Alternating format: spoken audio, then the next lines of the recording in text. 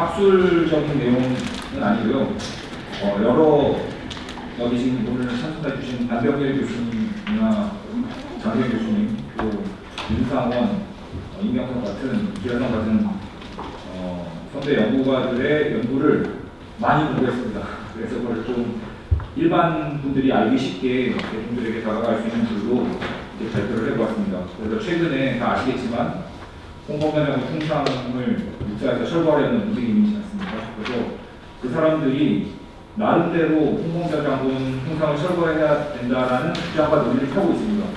그것에 맞서서 일반 국민들이 이해하실 수 있는 수준에서 어떤 식으로 우리가 답을 해줄 수 있는지를 구성을 했는데, 그것을 다시 재비를 하면 크게 세 가지입니다. 첫 번째는 공산주의자 논란과 관련된 것이 두 가지 질문이고요.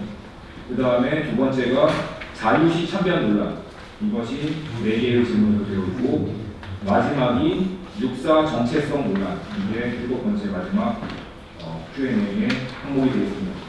그래서 최대한 간략하면서 지도에 발표를 하도록 하겠습니다. 우선 첫 번째, 공산주의자 논란입니다. 다 아시겠지만 홍범도 장군이 공산주의자이기 때문에 이제 육사와 맞지 않는다는 주장을 끊임없이 하고 있는데요. 우선 관련 영상 잠깐 보겠습니다.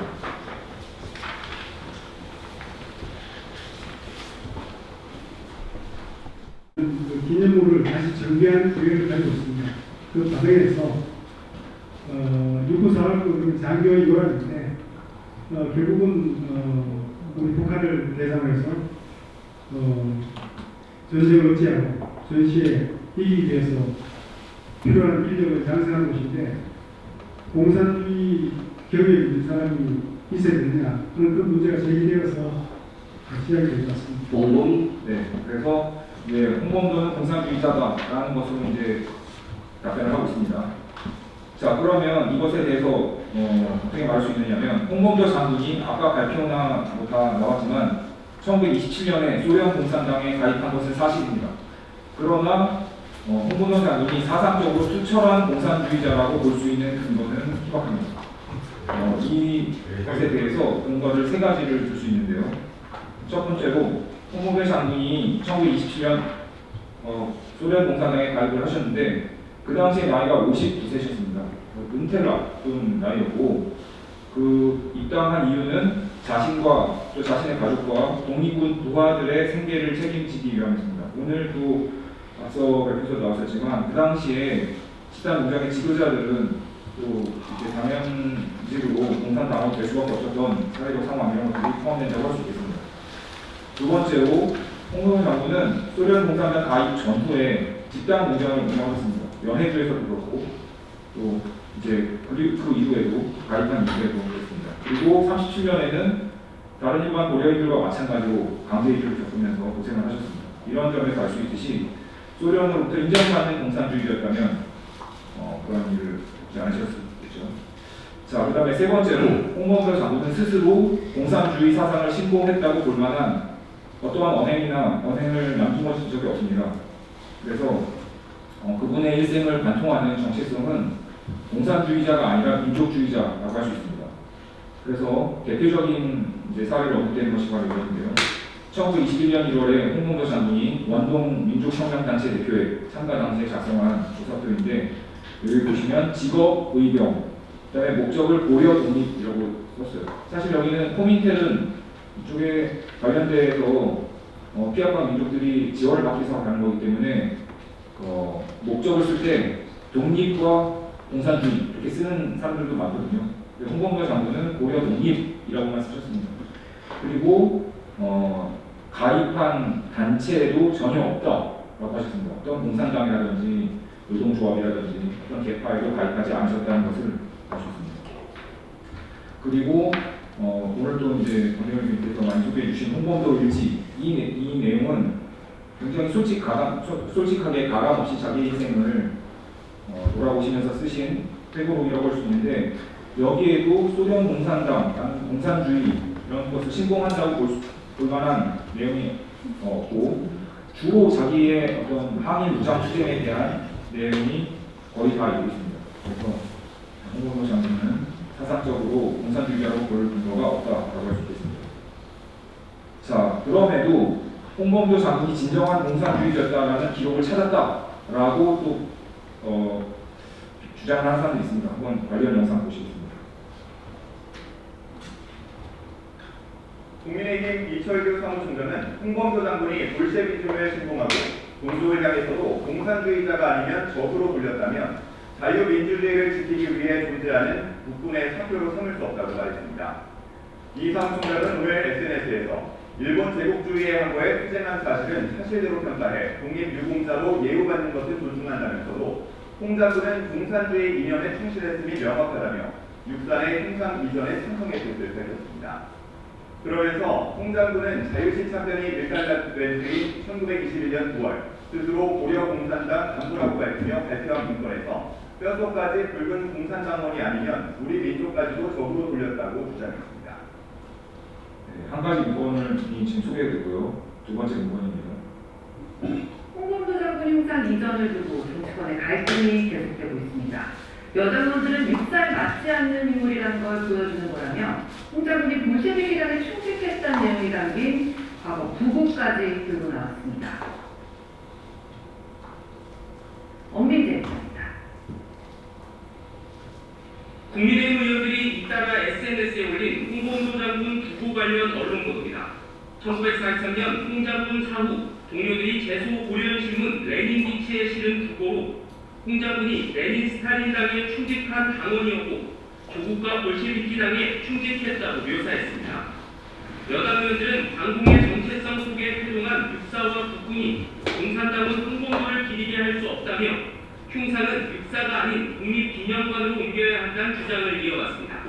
공산당과 관련된 활동을 했던 분을 육군사관학계 동상을 세워서 국군의 뿌리로 하는 것이 과연 적절한지에 대한 문제의식을 주어하는 것입니다.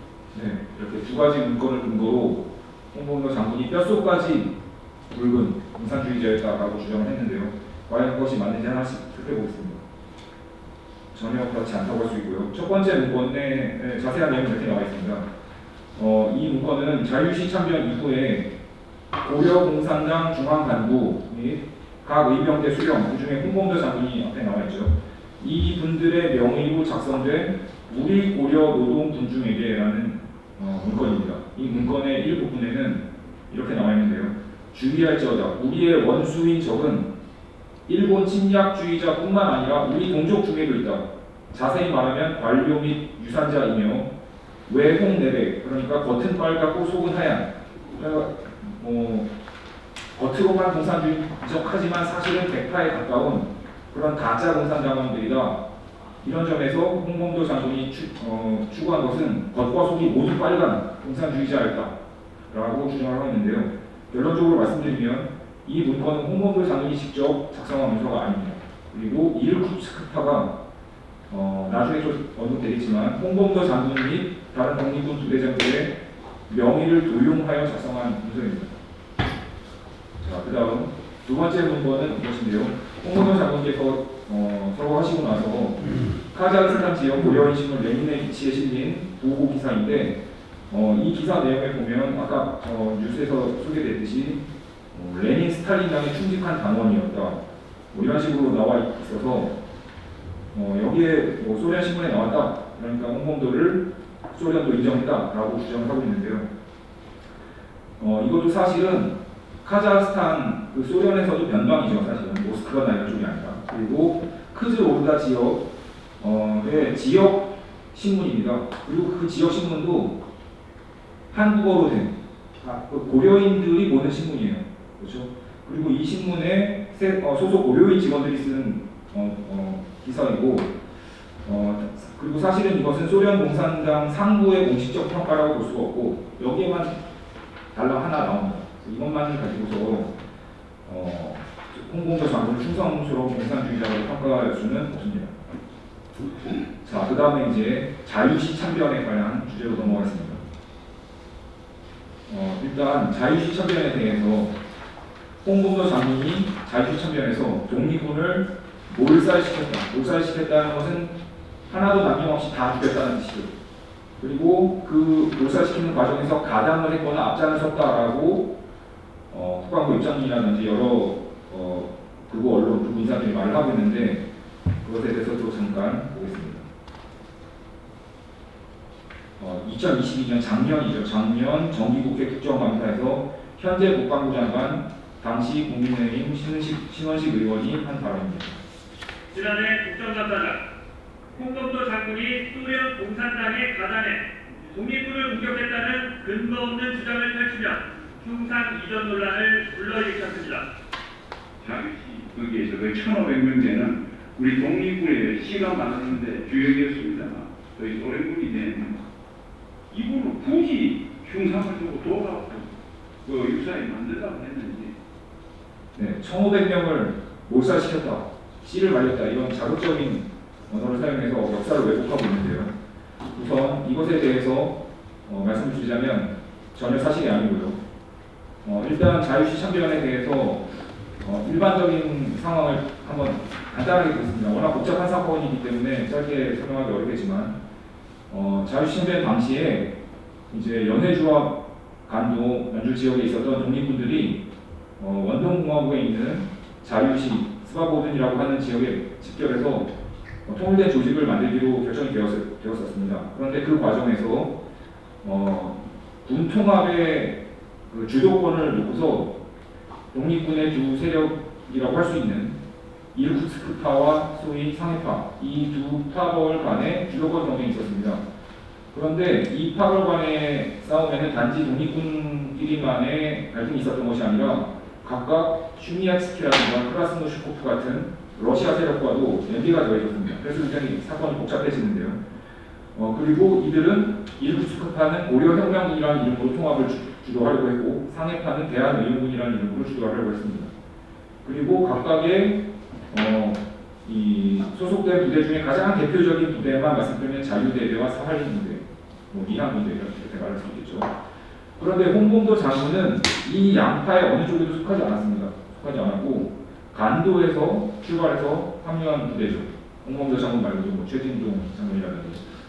그래서 이분들은 어느 파벌 싸움에 끼려고 하지도 않았고 단지 통합을 하기 위해서는 우리가 하나로 뭉쳐야 된다는 생각으로만 가신 거였고요.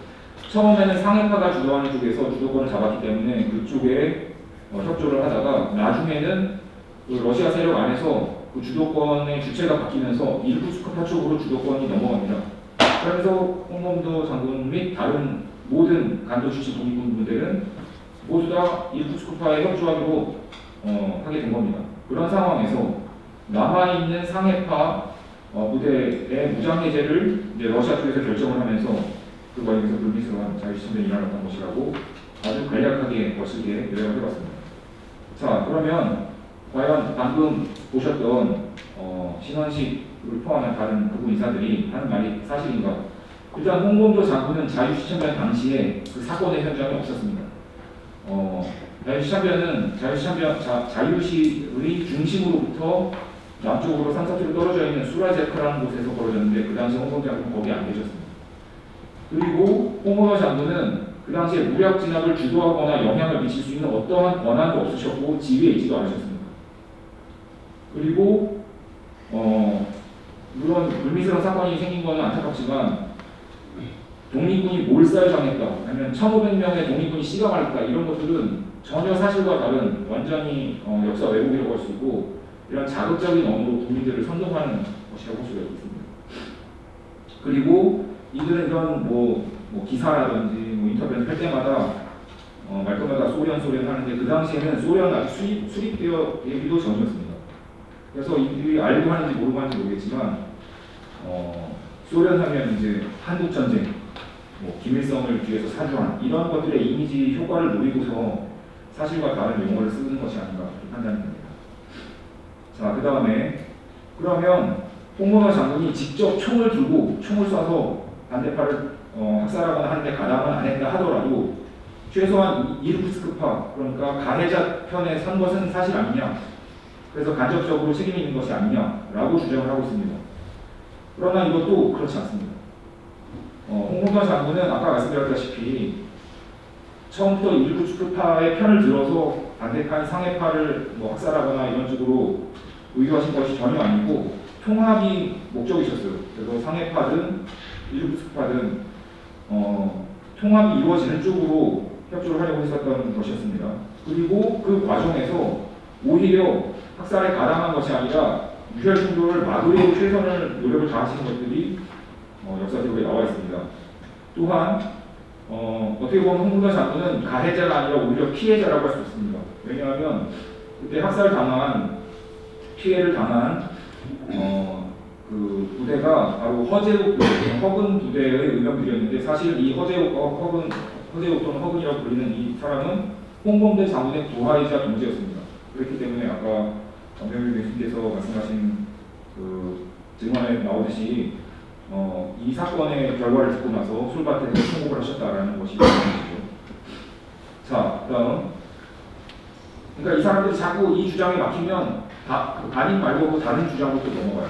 학살에 직접 가담했다 이게 아니라고 논파가 되니까 그래도 편을 든 거 아니냐 그것도 논파가 되니까 그러면 학살을 주도적으로 한 것도 아니고 뭐 가담도 아니라고 보지만 자유참변 이후에 재판위원으로서 참가한 것은 아니냐. 그래서 재판위원으로서 피해자들 측이죠. 생존자들에게 유죄 판결을 내려서 결국은 가해자 측을 편을 든 것이 아니냐라고까지 말을 하고 있습니다. 그러나 이것도 그렇게 볼 수 없습니다. 일단 일부 스쿠파가 주도권을 쥐었다고 하지 않았습니까? 그래서 이 사람들이 나중에 자유참변 이후에 우리 사회에서 한인 사회에서 많은 비난을 받게 되니까 아까 말씀드렸다시피 홍범도 장군을 비롯한 다른 독립군 대장들의 명의를 도용해서 상해파를 비난하는 문서를 발표했습니다. 이미 한번 이용을 당하신 거죠. 홍범도 장군이. 그것에 더 나아가서 홍범도 장군을 재판위원으로까지 참여시켜야 해서 이용하려고 했던 그런 상황이었습니다. 자, 그런 상황에서 홍범도 장군이 이 재판위원으로 참여하는 것은 사실입니다. 하지만 또한 이 재판에 참여하는 것이 많은 병사들이 피해를 보지 않고 공정한 판결이 나올 수 있도록 하기 위한 것이었다라는 증언이 있습니다. 또 실제로 그 유죄 판결을 받은 피해자들의 수와 형량이 그렇게 크지 않았습니다. 그런 점에서도 이 증언이 어떻게 보면 뒷받침한다라고 볼 수 있을 것 같습니다. 자, 그리고 홍범도 장군은 재판이 끝난 후에 만약에 홍범도 장군이 정말로 유죄 판결을 해서 이 부츠크파의 편을 들려고 했다면 그렇게 할 수 없는 행동을 하셨어요. 그게 뭐냐면 자유주의 참변 수습을 위해서 이것이 이제 코민테른 측까지 알려지게 되니까 그 협상하는 자리가 있게 되는데 거기에 상해파 인물인 김동완에게 전거를 위임합니다. 그러니까 이거는 일부스크파의 편을 든 게 아니죠. 그래서 이런 여러 가지 면에서 홍범도 장군은 자신이 처한 위치에서 하실 수 있는 범위 내에서 최대한 공정한 판결이 나올 수 있도록 노력하셨다는 것을 알 수 있습니다. 자, 그 다음에 자유참변에 대해서 마지막으로 홍범도 장군이 레닌을 만나러 가게 되죠. 1922년 그때 자유시참변을 보고하러 갔다. 그리고 자유시참변에서 내가 이렇게 뭐 전과를 올렸다라는 식으로 말을 해서 자유시참변에 협력한 대가로 우리가 흔히 보는 사진에서 보이는 그 모자, 뭐 돈복, 단총, 그다음에 상금까지 받았다라고 하고 있습니다. 어떻게 보면은 동지를 학살하고 같은 독립군을 학살하고 자기의 이익을 챙겼다라는 식으로 근데 비겁한 사람으로 주장하고 있는 것이죠, 이들이. 자, 그런데 이 사람들이 이제 근거를 드는 게 이거예요. 홍범도 장군이 1932년에 작성하신 이력서에 보면 내가 레닌 동무에게 1921년 자유시에서 유혈적 사변이 난 것에 대해서 보고를 하려고 조선팔치산 대표를 갔다. 이 문구만 하나 딱 보고서 보고를 하러 갔구나. 그래서 이제 상을 받으러 갔구나. 이런 식으로 그냥 자기 마음대로 추측을 하는 거예요. 요새 말로 뇌피셜이라고 하죠. 그리고 뭐 이런 사진 보면 이거 봐라. 이게 그때 동지를 팔아넘기고 학살하고서 받은 총이다. 이런 식으로 선전을 하고 있는 겁니다. 그러나 이것도 전혀 사실이 아닙니다. 왜 그러냐면 홍범도 장군이 레닌을 만나서 자유참변에 대해서 이야기를 한 것은 사실입니다. 그러나 그것은 가해자의 입장에서 우리가 이렇게 작전 수행을 했습니다 라고 보고한다거나 가해자의 입장을 두둔하거나 변명하는 것이 아니고 오히려 그와 반대로 가해자를 비판하기 위함이었습니다. 이미 이 자유주의 참변에 대해서 가해자 측이 문제가 있다는 것은 레닌도 알고 있었습니다. 그렇기 때문에 이 대화는 굉장히 짧게 이루어졌고 단지 그러한 사실관계를 확인하는 차원으로 끝난 것으로 알고 있습니다. 자, 그리고 레닌이 홍범도 장군에게 선물을 준 것도 자유주의 참변에 협력했다거나 가해자 편에 공을 세운 대가로 준 것이 아니라 항일 독립군 지도자로서 공을 취하기 위해서 주었다고 할 수 있습니다. 그래서 독립군 대장이라는 레닌의 증명서가 있었다고 하죠. 자, 그리고 홍범도 장군은 레닌과의 만남 직후에 러시아 측에 이게 결정적인데요. 이르쿠츠크파와 러시아 정책 담당자들의 범죄를 비판하는 내용의 보고서를 제출했습니다. 이게 앞뒤가 안 맞는 내용이죠. 만약 그들의 주장대로 가면 주민희 선생님께서도 이런 내용으로 발표를 하신 적이 있었는데, 그래서 이게 문서이고요. 1922년 2월에 홍범도, 최진동, 김동환이 공동명의로 러시아공화국 군사혁명위원회 참모총장과 코민테른 집행위원회에 제출한 조선 유격 운동에 대한 보고서. 여기에서 이르쿠츠크파 및 간부들 또 이런 담당 책임자들에 대한 신랄한 비판을 하고 있는 것을 알 수 있습니다. 자, 마지막으로 육사의 정체성 논란입니다. 그러면 이제까지 홍범도가 철저한 공산주의자였다라거나 자유주의 참변에서 독립군을 학살했다라는 것이 다 논파가 되잖아요. 그러니까 할 말이 없으니까 이 사람들이 뭐라고 하냐면 어쨌든 공산당 가입한 사람 아니냐. 그런데 육사는 공산당을 무찌르는 그게 정체성인데 그 사람이 왜 되느냐 이런 식으로 말을 하고 있습니다. 한번 관련 걸 보겠습니다. 그래서 육사의 정체성은 자유민주주의를 수호하고 북한 공산주의 세력에 맞서는 곳인데 공산당원 홍범도 이 사람이 육사에 있는 게 맞냐? 라는 거죠. 독립운동을 했건 자유주의 참변에서 어떤 역할을 안 했건 간에 이렇게 말을 하고 있습니다. 그래서 관련 영상을 보시겠습니다. 우리 독립운동을 대한민국 입장에서는 자유민주주의 국가를 만들기 위한 독립운동이었다. 왕정복거나 공산주의는 아니었다는 측면에서 비록 불행한 역사라고도 볼 수 있지만 그래도 반국군 독립군을 했다고 하지만 공산주의나 북한 정권의 기간 임무는 우리 국군이 뿌리로 인정하기는 적절하지 않다. 그건 아니다. 저는 그런 신념을 가지고 있습니다. 공산당 입당 또는 그와 관련된 활동 이런 부분이 지적되고 있어서 지난해부터도 그런 지적들이 있어서 그에 대한 검토를 이제 같이 하고 있는 것으로 이해해 주시면 좋겠고요. 자, 그런데 이 사람들이 말하는 자유민주주의, 겉으로는 자유민주주의라고만 하지만 사실은 반공주의입니다. 이 사람들이 마음속으로 품고 있는 것은. 그리고 요새는 그것을 이제 공산 전체주의라는 이상한 말을 하나 만들어서 이제 주장하고 있죠. 관련된 내용을 보시겠습니다. 우리의 독립운동, 국민이 주인인 나라, 자유와 인권, 법치가 존중되는 자유민주주의 국가를 만들기 위한 언국운동이었습니다. 단순히 빼앗긴 국권을 되찾거나 과거의 왕정국가로 되돌아가려는 것이 아니었습니다. 자유와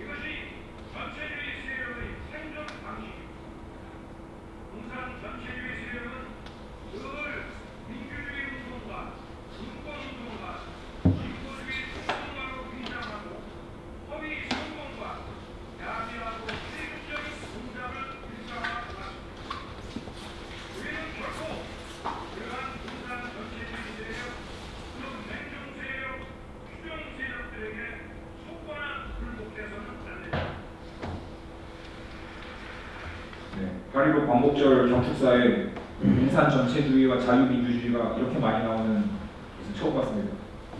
자, 그러면 과연 이들의 논리가 맞는 것인가? 전혀 말이 되지 않는 논리입니다. 우선 이 사람들은 대한민국 군대 육사의 정체성을 북한과 공산주의 세력에 맞서서 나라를 지키는 것이라고 착각하고 있어요.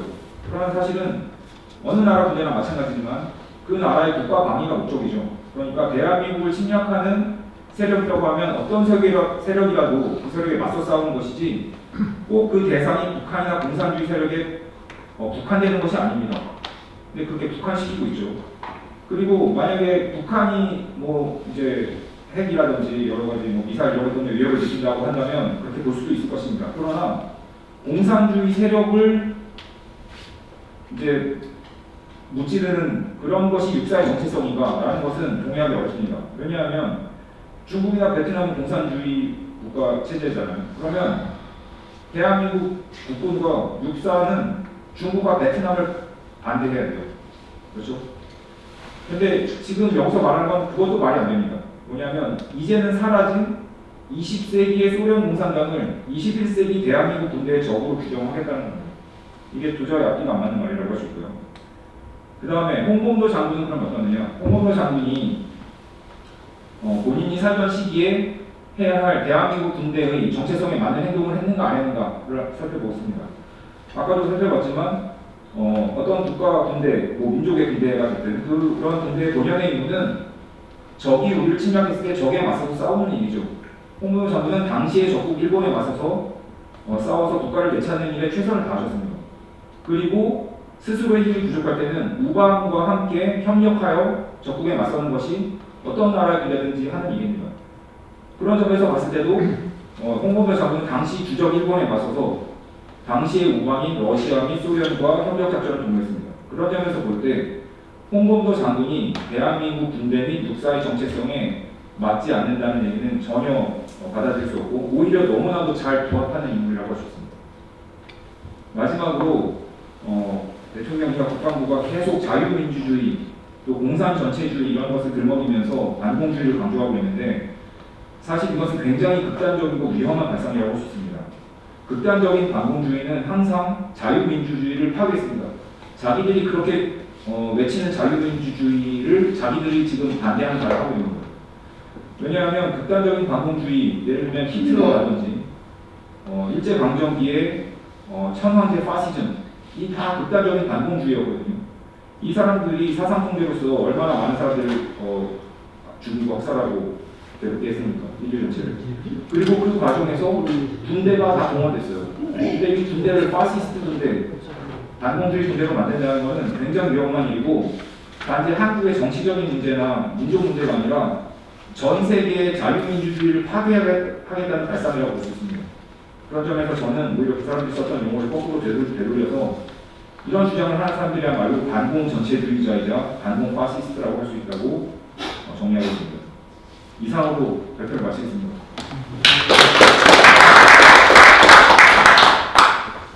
여기 수고하셨고요. 질문 나중에 받고 번째 토론문 먼저 발표하시죠. 이 교수님께서 지금 논란과 관련된 쟁점들을 잘 정리해 주셔서 제가 사실 그 역사적인 사실과 관련된 어떤 이야기를 첨언하거나 보완하거나 이렇게 비판을 생각은 없습니다. 그럴 능력이 안 되고요. 저는 사실 역사학자가 아니고 구소련 지역의 정치 경제를 연구하는 경제학자입니다. 주로 지금 아마 홍범도 장군의 그 루트라고 하는 곳도 평생에 걸쳐서 독립운동을 하시고 그 활동해 왔던 공간을 주로 현지적 관점에서 연구하는 연구자이기 때문에 지금 말씀해 주셨던 여러 가지 그 이야기들을 제가 구체적으로 논하기에는 적합한 사람은 아닌 것 같아요. 여기 많은 선생님들이 오랜 기간에 걸쳐서 많은 사료를 읽고 나름대로 홍범도 장군의 일생과 관련된 체계적으로 정리해 주셨기 때문에 제 입장에서는 이렇게 공부하고 함께 나누는 사람에 불과합니다. 그래서 제가 그런 사람은 못 되는데 왜 과연 제가 보기에 한편에서는 코믹해 보이는 홍범도 장군 흉상 철거라고 하는 이 논란이 불거지게 됐는지를 연구자의 입장에서 그냥 이렇게 제 나름대로 도대체 어떤 그 배경과 원인과 계기가 작동을 했을까 그거를 나름대로 좀 의미를 좀 해봤고요. 그 다음에 이제 논란의 중심이 되는 어떤 쟁점들 한 두 가지 측면에 대해서 제가 가진 개인의 생각을 좀 덧붙이고자 합니다. 왜 하필이면 지금 이 문제가 불거졌느냐라고 하는 생각을 좀 해봤습니다. 결국 뭐 윤석열 정부의 정책 기조라고 하는 것이 가장 기저에 깔려 있는 것이죠. 전 정부인 문재인 정부를 좌파로 몰아세워서 정체성 바로 세우기라고 하는 담론을 정면에 내걸고 우편향 홍보를 계속해왔던 윤석열 정부 하에서 어찌 보면 이러한 논란거리를 지속적으로 만들어내는 것은 매우 자연스러워 볼 수 있다. 근데 문제는 그런 우편향 행보 속에서 전 정부와의 차별성을 보다 선명하게 드러내기 위한 도구적 차원으로 이 사건들을 활용하고 있다고 하는 것인데 과연 그 개인의 관점에서 봤을 때 전 정부를 좌파 정부로 몰아세우는 것 자체가 저는 코믹한 이야기다. 정말 좌파가 들으면 그 폭졸도할 일이다라고 이렇게 생각이 듭니다.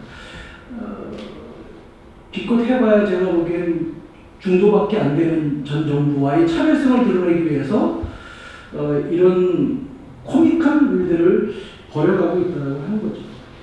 결국은 악마화해야 되는 겁니다.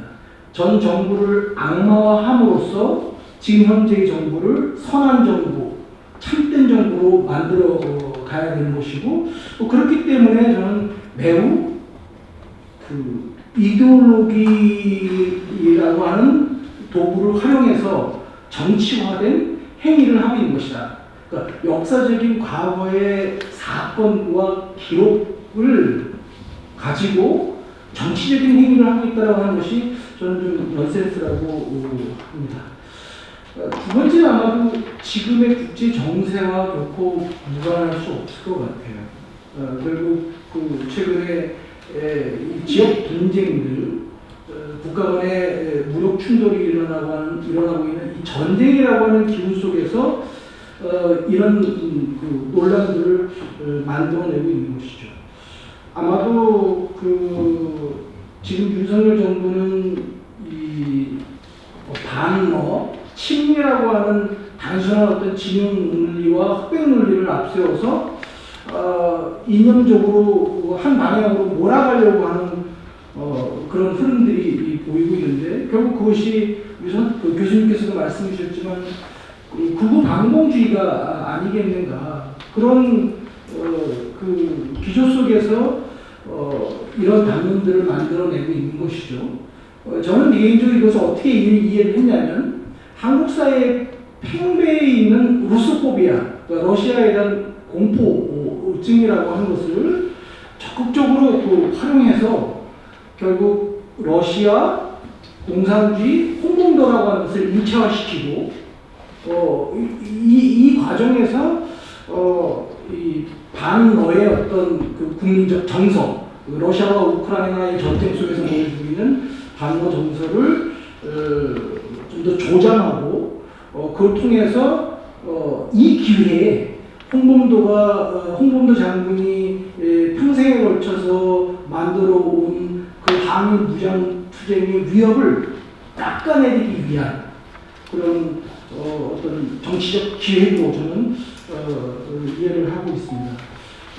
그렇기 때문에 사실은 어찌 보면 지금 우리는 이 홍범도 장군 흉상을 특정한 공간, 육사라고 하는 특정한 공간에서 철거할 것인가 말 것이냐라고 하는 이 논쟁에 집중되어 있지만 사실은 좀 더 본질적으로 그 문제를 파고들면 한국 사회가 지금 어디에 위치하고 있고 어디로 나아가려고 하는가라고 하는 그 사실상 대한민국의 정체성과 미래의 어떤 그 방향, 전략, 발전과 관련된 아주 중대한 문제라고 저 자신은 생각을 하고 있습니다. 그래서 이 문제가 앞으로 어떻게 결론이 나느냐에 따라 사실은 대한민국의 운명 또 어찌 보면 대한민국의 미래에 아주 그 결정적인 어떤 그 방향을 만들어 줄 수 있다. 그래서 예사롭지 않은 사건이다. 단지 뭐 흉상 하나 그 놔두고 철거하는 문제는 결코 아니다 이런 생각을 해봅니다.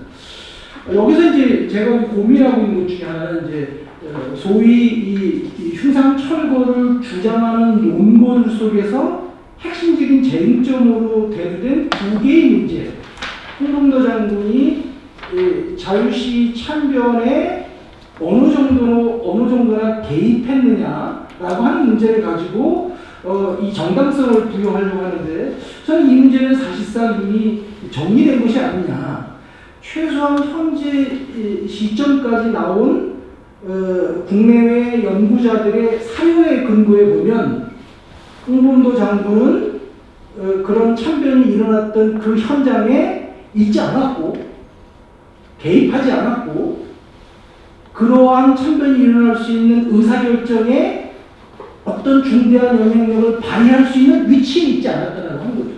이 부분은 소련사를 좀 연구해보고 당시 러시아 혁명과 내전 시기에 진행됐던 전체 과정을 읽어보면 사실은 좀 이해가 되는 부분이 있죠.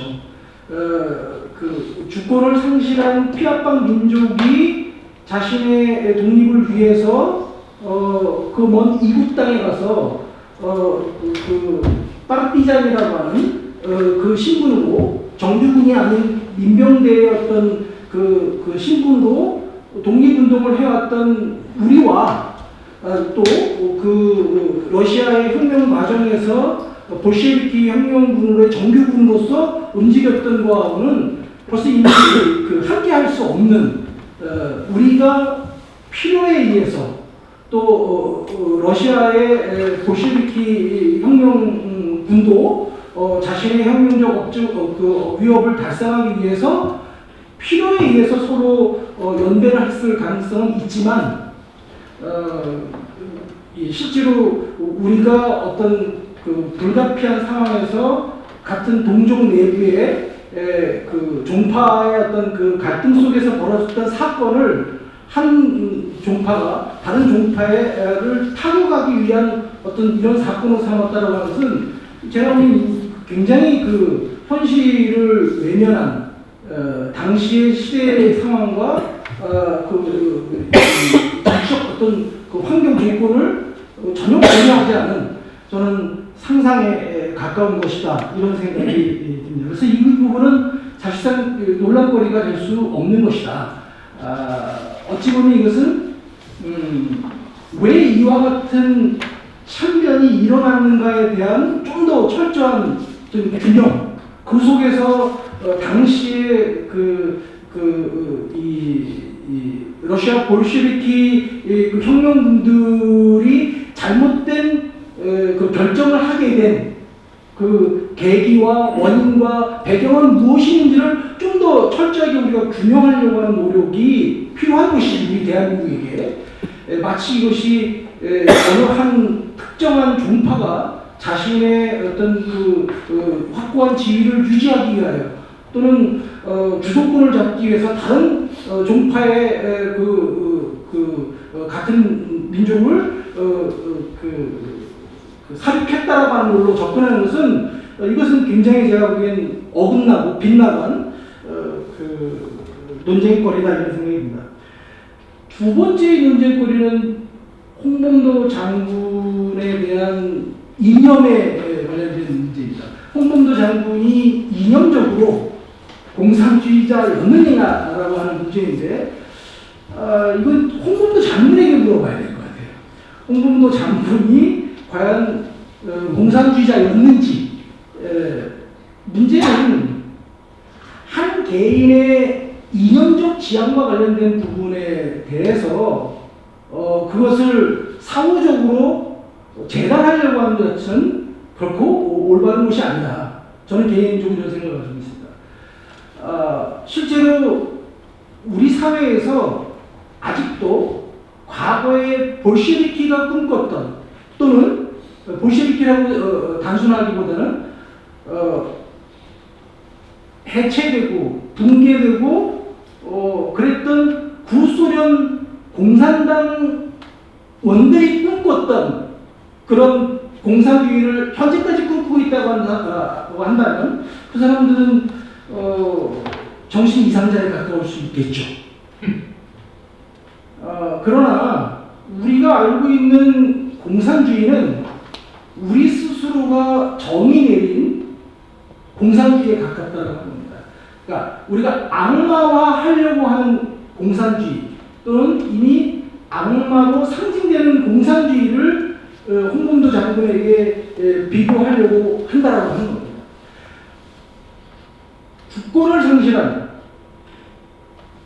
조국으로 돌아가고 싶어도 돌아갈 수 없는, 또 일제히 강압적인 그런 그 탄압에 피해서 다시 주권을 되찾고자 이국 땅에 가서 끊임없이 일본의 탄압을 피하고 다시 이 한반도로 재진공하기 위한 무력항일 투쟁을 준비했던 홍범도 장군으로서는 그것이 나의 공산주의가 아니고 러시아 볼셰비키의 공산주의라 할지라도 그것이 만일 자신의 독립투쟁에 도움이 된다고 한다면 연대할 수밖에 없는 것이고, 그 안에서 계속 자신의 활동을 이어가야만 했다라고 하는 거죠. 그래서 그가 공산주의자라고 한다면 그것조차도 우리는 이해해 줄 수 있어야 한다고 하는 거죠. 불가피한 선택이었기 때문에. 근데 만일 홍범도 장군이 공산당 당원으로 가입한 그 사건을 계기로 해서 공산주의자였다고 한다면 저희들은 그가 언제 공산주의의 당원을 획득했는가라고 하는 것을 맥락적으로 이해할 필요가 있을 것 같습니다. 아까도 우리 교수님께서 말씀해 주셨다시피 당시 한국인의 나이로는 이미 초로의 나이에 들어가 있는 분이 공산당에 가입했다라고 한다면 도대체 왜 그 시점에, 그 전도 아니고 그 시점에 가입했는가라고 하는 것을 물어야 한다는 거죠. 그 질문을 하지 않고 그저 단순하게 공산당에 가입했다라는 것만으로 이 공산주의를 신봉하거나 추정했다라고 하는 걸로 몰아가는 것은 결코 올바른 것이 아니다. 아마도 저 개인의 판단으로는 먼 이국 땅에서 자신의 투쟁과 생존의 조건들을 이어가기 위한 불가피한 선택이 공산당 당원으로서의 신분을 획득하려는 것이었기 때문에 저는 그것조차도 어찌 보면 백여년의 역사가 지난 지금 현재 시점에서 매우 안타까워하고 또 비극적인 우리 조선의 대한민국의 대한제국의 역사 속에서 이것을 품어내려고 하는 것이 없다. 그래서 저는 한편으로는 비열한 짓거리를 하고 있는 거다 이런 생각이 듭니다. 사실은 제가 유학을 소련으로 유학을 갔었는데 1991년 2월에 제가 이제 소련 연방 해체되기 전 1년 전 정도에 유학을 갔었는데 제가 체험하고 눈으로 본 고려인들의 역사를 보면 마치 제가 부채를 가지고 있는 것과 같이 고려인들을 대하게 됩니다.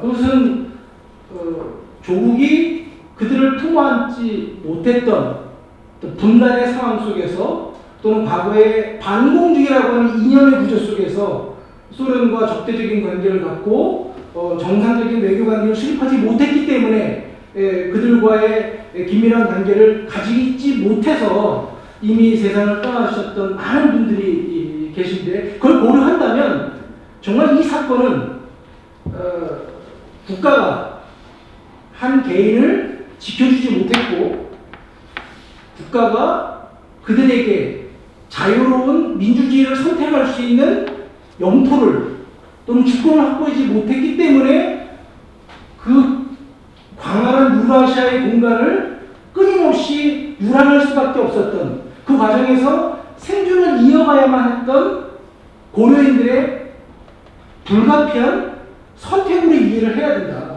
그것을 아파할 줄 모르는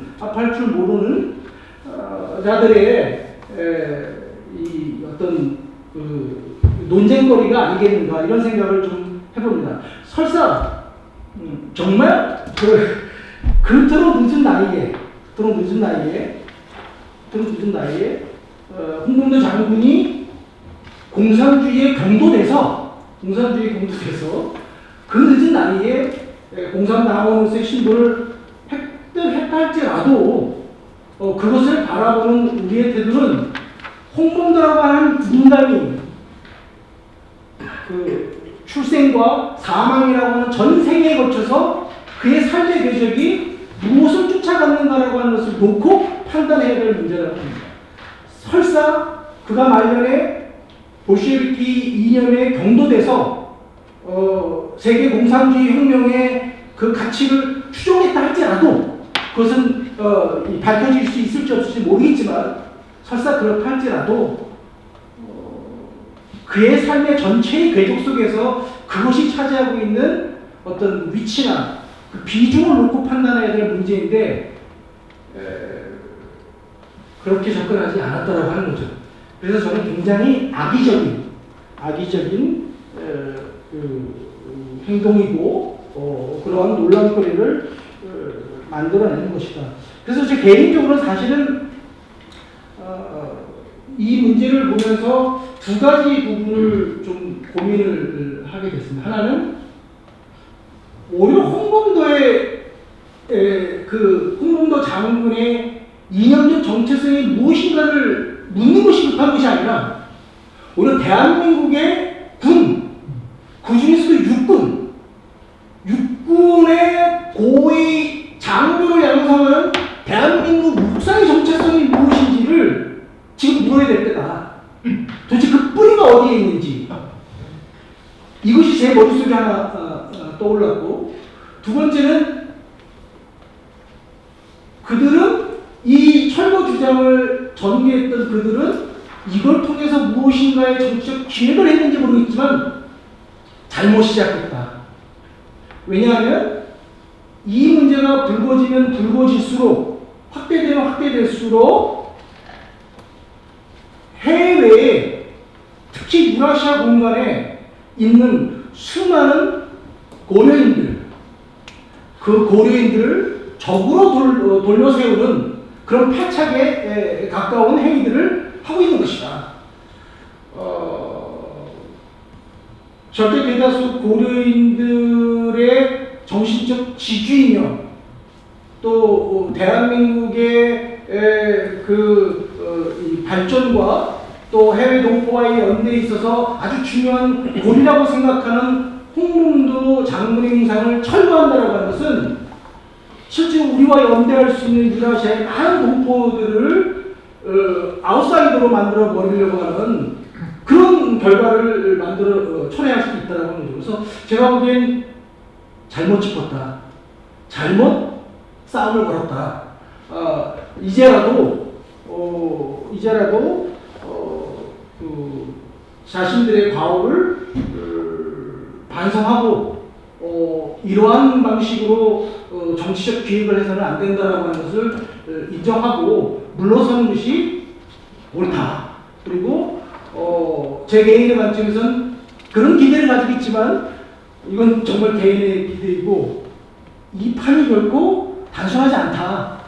굉장히 그 집요하게 장기적으로 이념 논쟁에 역사 논쟁에 이 사안들을 이슈를 끌어와서 계속 게임을 벌이려고 할 가능성이 매우 높다. 그래서 저희들의 입장에서는 두 눈 부릅뜨고 지켜보고 반드시 뚫고 막아내야 된다 이런 생각을 해봤습니다. 적절한 토론이 교수님에 대한 적절한 토론이 아니어서 죄송하고 다만 굉장히 요목조목 잘 정리해 주신 그 부분에 대해서 저 개인적으로 전적으로 모든 부분 동의를 한다는 말씀을 드리겠습니다. 이상입니다. 시간이 좀 얼마 안 남았지만 할 말은 해야 되기 때문에 저 먼저 간단하게 이해를 돕기 위해서 말씀드리려면 지금 이제 일어나셨는데 이 충남 철거가 사실 저쪽은 준비가 다 돼 있었습니다.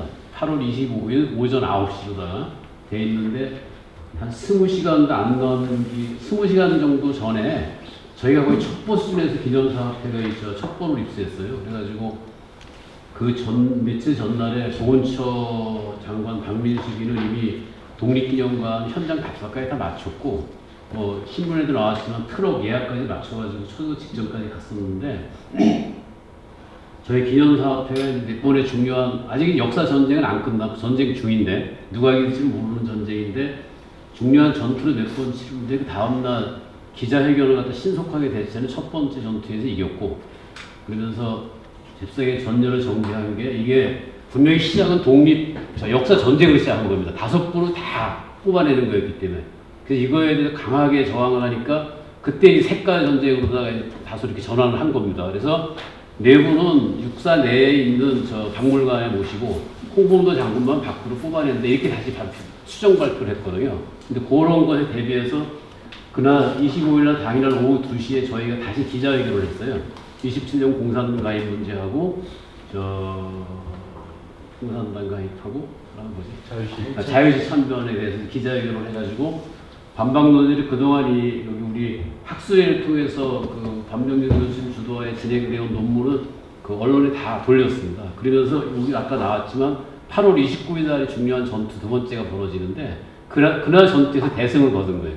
왜냐하면 그 국방부 대변인의 종례 브리핑인데 모든 거가 다 그냥 살라미 정도로다가 까였는데 그러면서 그것이 그 당일날에 조회수가 200만 조회가 돼 있고 지금도 거의 500만 한 600만 정도의 조회가 이루어진 그 기자회견이었습니다. 그래서 그 전투에서 커다랗게 승리한 거고 그 뒤에 작은 전투들이 계속 치러지는데 작은 전투에서도 아직까지 저희들은 진 게 없는 상태고 왜냐하면 여론이 받쳐지기 때문에 하지만 저쪽 그 정부 측은 아직까지 그 철회를 공식화하진 않았습니다. 그래서 오히려 국방부 장관은 국회에서 발언하기는 연내에는 못한다 이렇게 이제 발표를 했고 분명히 그 연내에 못한다는 얘기지 뭐 안 한다는 얘기는 안 하는 거거든요. 그래서 이 전쟁은 진행 중에 있는 거고 그런 앞으로의 전투들은 계속 진행될 예정입니다. 그런 상태에서 지금 그 임리 교수님의 자료 정리가 꽤 그 대중들하고 중요한 지금 연결고리를 만들고 있다고 생각합니다. 이걸 배경으로해서 질의하시고 토론하시고 빨리 다음 세션으로 넘어가야 될 것 같습니다.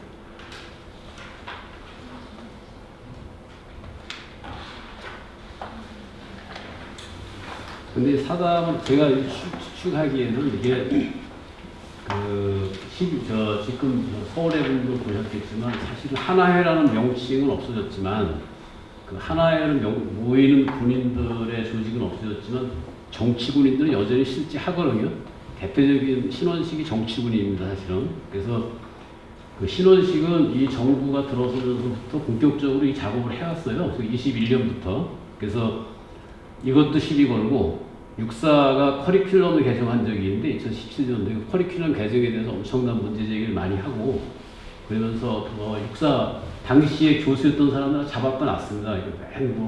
감찰받고 검사받고 하면서 그러는데 제가 보기에 이건 확인 안 된 거지만 제 추측에 5월달인가 6월달에 윤석열이 우크라이나 방문한 적이 있는데 이게 기획인지 우연인지 모르지만 당시에 신원식이가 폴란드에 나가 있었어요.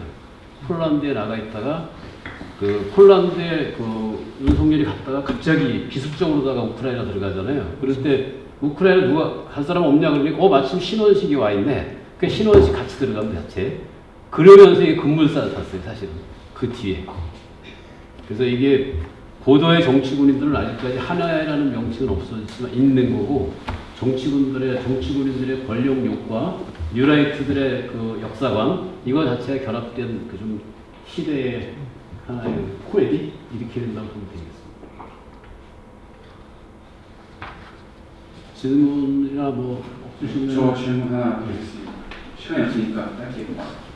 일단은 발표 잘 들었고요. 저도 이제 사학하다 보니까 주변에서 이번 일 터지고 나서 주변에서 계속 그래서 뭐가 진실이냐 이렇게 물어보는데 그때마다 어떻게 대답해야 될지 난감했는데 이제 또 교수님께서 잘 정리를 해주셔가지고 앞으로 이거 인쇄해서 그냥 보여주면 될 것 같습니다. 다만 저도 이제 그 한번 인터뷰를 한 적이 있었는데 그 항상 나오는 질문이 홍범도 장군은 공산주의자이 아니었느냐. 그래서 제가 그렇게 얘기했습니다. 공산주의자는 어떠냐?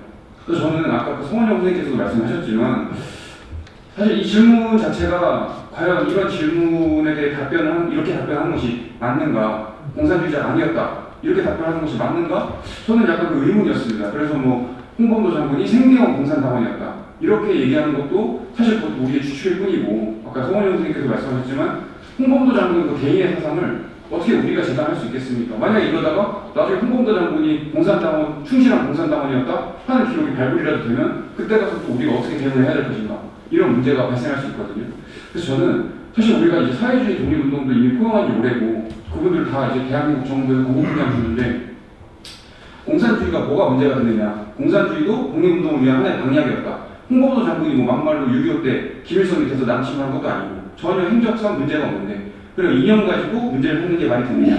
그래서 이런 차원에서 우리가 지레 소극적으로 홍범도 장군은 뭐 그런 충실한 공산당원이 아니었다 이런 식으로 추측성으로 그냥 변호를 하는 것보다는 공산주의자가 그래서 뭐가 문제가 되느냐 이렇게 나가는 것이 뭐랄까 그렇게 해야 우리가 한 단계 더 나아갈 수 있지 않겠는가. 2024년 대한민국에서 언제까지 이념 논쟁으로 이렇게 과거에 그렇게 얽매여 있을 수 있겠습니까?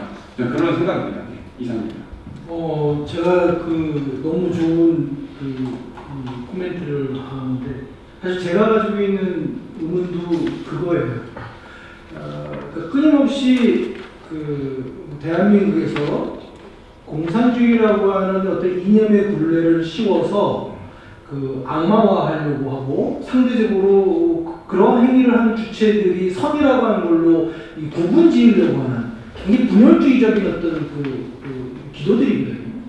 이게 한국 사회에서 과연 언제까지 지속되어야 하는가라고 하는 질문을 던지면 지금과 같은 방식으로 수세적으로 공산주의라고 하는 그 혐의를 씌우려고 하는 집단들에게 당신들이 이야기하고 있는 그런 공산주의자는 아니었어. 비록 당적은 가졌지만 공산당 가입을 했지만 그러한 공산주의자는 아니었다고 하는 걸로 방어적으로 수세적으로 변호하려고 하는 것에 급급할 가능성이 있습니다. 그렇다고 한다면 어찌 보면 그들이 기획한 그러한 그 놀이터 속에서 계속 우리가 그 몰매를 맞는 것과 같은 방식으로 갈 가능성이 있다라고 하는 거예요. 그래서 사실은 저는 논쟁의 지형을 바꿀 필요가 있다.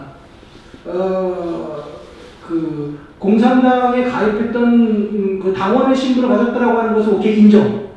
그리고 그가 철저한 공산주의자였는지 아닌지를 묻는다라고 하는 것은 당신들이 이야기하고 있는 공산주의라고 하는 개념을 지금 공산주의라고 하는 이념의 그 중심 국가였던 소련이라고 하는 국가가 이미 사라지고 공산주의라고 하는 이데올로기의 문제가 이미 글로벌 차원에서 정리가 된 지금에 다시 꺼내서 얻고자 하는 것이 무엇인가라고 하는 그 정면 도전 대응을 하는 것이 좀 필요한 것 같아요. 실제로 제가 가지고 있는 의문 중에 하나는 비유를 하자면은 최근에 이제 그 우크라이나 전쟁이 일어나고 난 다음에 푸틴에 대한 이 반감이나 이런 것들이 굉장히 큰데 한국 사회에서는 이렇게 이야기를 하고 있더라고요. 아까 나왔던 거도 비슷한데 소련, 러시아, 공산주의 이렇게 일체화되어 있는 분위기가 한국 사회에 통배해 있어요. 그래서 마치 지금도 푸틴이 공산주의자이거나 아니면 러시아가 마치 그 과거의 스탈린주의를 다시 한번 회착하려고 하는 행위를 하고 있는 것처럼. 근데 사실 그것이 아니라 어찌 보면 철저하게 이 자기 민족의 어떤 이익을 앞세우려고 하는 행위들을 하고 있는 거거든요. 그러니까 사건이 일어나고 있는 행위를 자신들의 머릿속에 그리고 있는 이념적 구도 안에 이렇게 맞추려고 하는 그런 의도가 강하다 보니까 지금 이런 정치적 기획들도 같이 만들어지고 있는 것 같아요. 그래서 저는 좀 더 적극적으로 수세적으로 방어적으로 그런 공산주의자가 아니었다라고 이야기하기보다는 그러한 그 구도로 만들어가려고 하는 것 자체에 정면 승부를 거는 것이 저는 장기적으로 필요하지 않을까 이런 생각을 좀 해봅니다. 제 짧은 소개인데요. 두 분 말씀 굉장히 공감을 하는 측면이 있지만 다른 한편으로 우리는 홍범도 장군을 일반 국민, 일반 대중에게 홍범도 장군은 철저한 독립운동가였고 의령대장이었고 독립군이었고 어떤 이념을 추구한 분이 아니었다. 오로지 우리 민족의 자주 독립을 위해서 헌신하고 평생을 바치신 분이다. 그런데 공산주의자면 어떠냐 이렇게 반문하는 것은 오히려 그쪽 논쟁에 빨려들 가능성이 있기 때문에 그리고 지금까지도 제가 지금까지 기념사에서 듣고 배우고 한 것은 홍 장군께서 공산주의적인 어떤 이념적인 것을 말씀하시거나 그런 생각을 노출하신 적이 한 번도 없었다.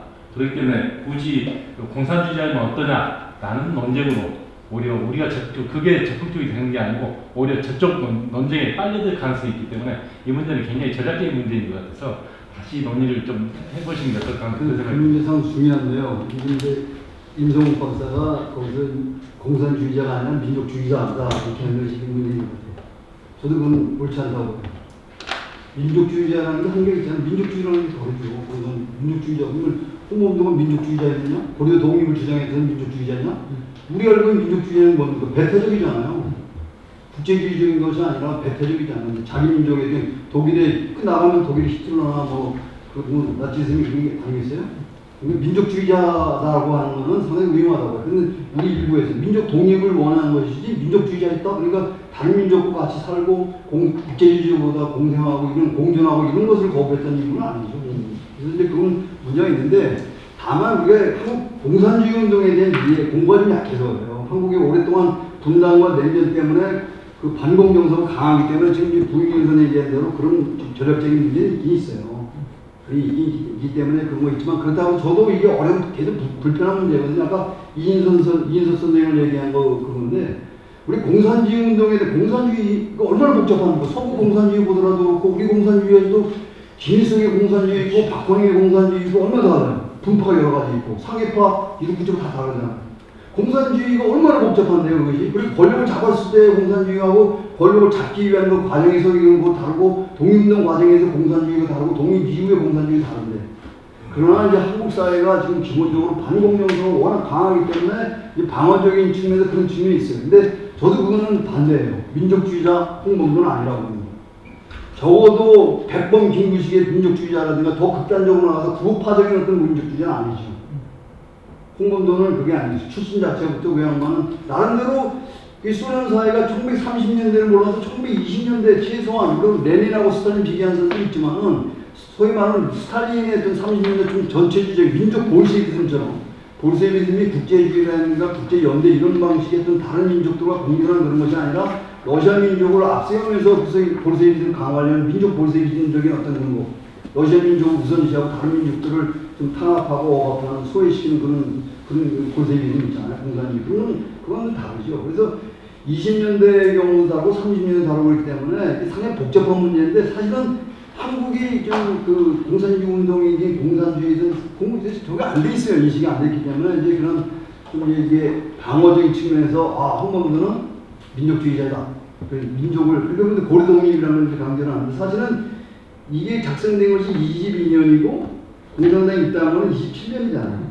그리고 그 전에 소위 말하면 그래서 저는 아까 공산주의자 할 때 서로 이해하는 게 다 다르잖아요. 공산주의자 그렇다면 지금 여기서 공격하는 사람들이 생각하는 공산주의자는 또 연구가 있고 또 방어하려고 하는 사람들이 공산주의 따로 있는 것이고 그러니까 그 복잡한 부분을 이제 자꾸 이렇게 단순화시켜서 이렇게 하다 보니까 이제 어려운데, 저도 임 박사 얘기를 듣고 싶은 게 홍범도 기념사 앞에서 그런 분이, 홍범도는 민족주의다. 민족 독립을 중시했다고 해서 바로 민족주의자는 아니거든요. 여기서 이제 그런 문제 있습니다. 턴하겠습니다. 그래서 그런 문제가 좀 너무 어려운 문제인데 딜레마긴 해요. 그래서 우리는 백범 같은 경우도 그 김구도 어떻게 볼 거냐 여러 가지 문제 있잖아요. 민족주의자보다는 확인된 그 홍범도 장군은 독립군이다 이렇게 하죠. 가장 확실한 조선도 필요가 있어서 제가 최대한 짧게 발표를 하려고 했는데 저의 부족한 점을 많이 지적해 주셔서 감사드리고, 일단 저는 개인적으로 사회주의 독립운동가와 관련된 사건을 연구한 사람입니다. 그런데 지금 이런 글을 써달라는 어떤 의뢰를 받고서 제가 그래서 이제 기념사업회 공식 입장은 뭔가요? 공산주의자도 상관없다고 나와야 되나요? 아니면 공산주의자가 아니라고 나와야 되나요? 이런 거를 먼저 여쭤봤는데 그게 지금 정립하기 어려우니까 일단 써라 라고 하셔서 일단은 모여진 연구들을 중심으로 썼던 것입니다. 제가 답했습니다. 그리고 사실은 원칙적으로 보면 저도 마찬가지로 공산주의, 그 당시에 공산주의 또 공산주의도 여러 종류가 있기 때문에 어떤 식의 자기가 생각했던 공산주의자들은 간에 공산주의자였냐 아니냐가 중요한 게 아니라 그 사람이 추구한 사상과 이념으로 뭘 하려고 했느냐 이게 더 중요하다고 생각을 하고, 그런 점에서 공산주의자라는 라고 이렇게 사상 검증하듯이 질문을 받았을 때 나는 공산당이 아니에요 이런 식으로 빠져나가는 것은 소극적인 상황이라고 볼 수 있습니다. 저도 개인적으로 그렇게 생각하고. 하지만 지금 문제는 국민들을 상대로 이걸 설득하는 작업이거든요. 그래서 아까 부동영 선생님께서 말씀해 주신 것처럼 제가 그래도 여기에 그래서 제가 이 글을 구성할 때 그들의 질문에 대한 저의 의견을 쓰지 않고 시민들이 생각할 법한 질문에 대한 답이라고 썼습니다. 그래서 시민들을 상대로는 이 정도를 해줘야 이해하지 않을까. 자유시한변 이해하실 것 같으세요? 시민들이 그 복잡한 사건을 공산주의 개파 이런 거다 인정할 것 같습니다. 그래서 최대한 간단하게 말씀드린 것이고, 그런데 이제 민족주의자라고 딱 단순화시킨 것은 문제가 있다고 생각하지만 저는 공산주의에도 뭐 김일성의 공산주의, 레닌의 공산주의 다 다른 것처럼 김구의 민족주의와 홍범도의 민족주의라고 한다면 그것도 다를 수도 있다고 생각합니다. 그래서 어떤 뭐 극우파적인 아니면 뭐 파시즘적인 민족주의도 있을 것이고, 히틀러도 민족주의 하지 않습니까? 하지만 그런 것이 아니라 저항적인 민족주의, 또 공동체를 지향하는 민족주의라는 차원에서 본다면 비단 공산주의뿐만 아니라 민족주의 외연도 여러 가지 해석할 수 있기 때문에 그냥 일반 시민들이 상황을 차원에서 공산주의자 아니야? 이렇게 대답했을 때 뭐라고 뭔가 대답해줘야 될 것 같았어요. 그래서 이제 그런 용어를 썼다는 것을 이렇게 좀 양해해 주셨으면 감사하겠습니다. 네, 수고하셨습니다. 시간은 몇 시? 6시 이거 나가야 되나? 더 써도 돼요. 저기 이 방 이름이 제8 간담회 있는데 간담회가 이렇게 사이간자를 간단하게 하는 게 아니고 간자가 정성 간자더라고요. 정성껏 담아가는 자리이기 때문에 이 방 이름에 충실하게 저희가 하고 있는 것 같습니다. 그래서 그러면은 그 다음에는 저희가 이제 아까 말씀드린 대로 연장하는 8월 25일 날 기자회견 한 후에 여러 가지 이제 시민들과 함께하는 실천 활동에 실천 행동에 들어가는데 그 중에 하나가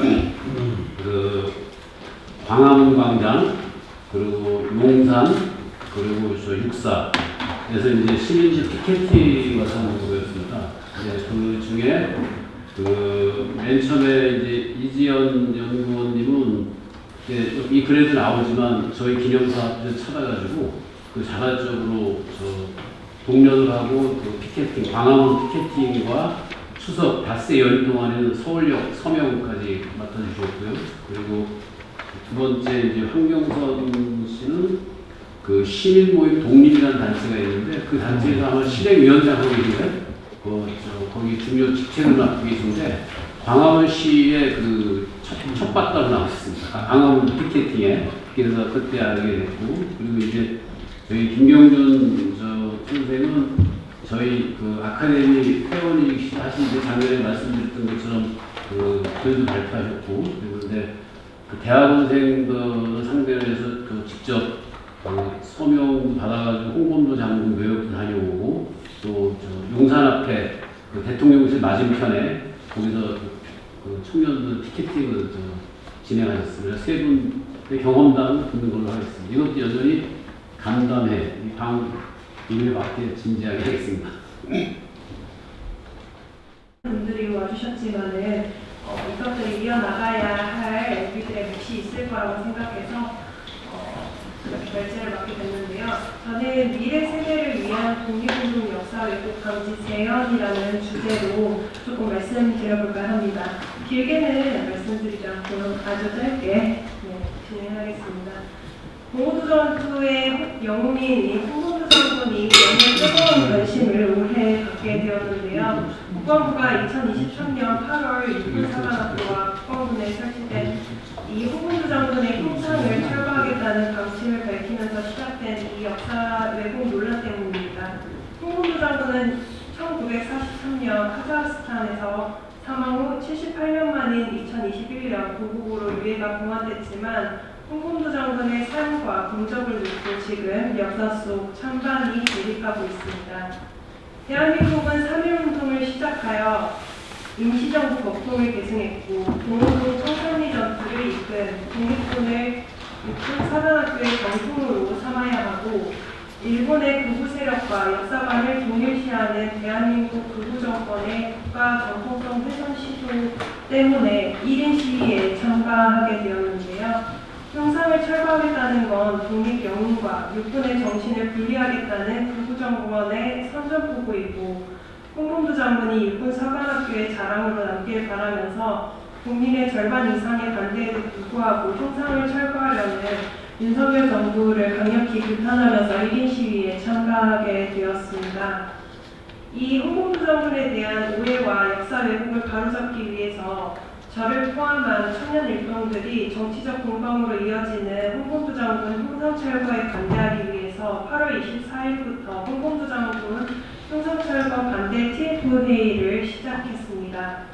이후 홍범도 장군 기념 사업회를 예방해서 임시 청년위원회를 조직하고 동해 9월부터 광화문 광장에서 자발적으로 홍범도 장군 형상 철거 백지와 1인 시위 운동에 릴레이 형식으로 참여하기 시작했습니다.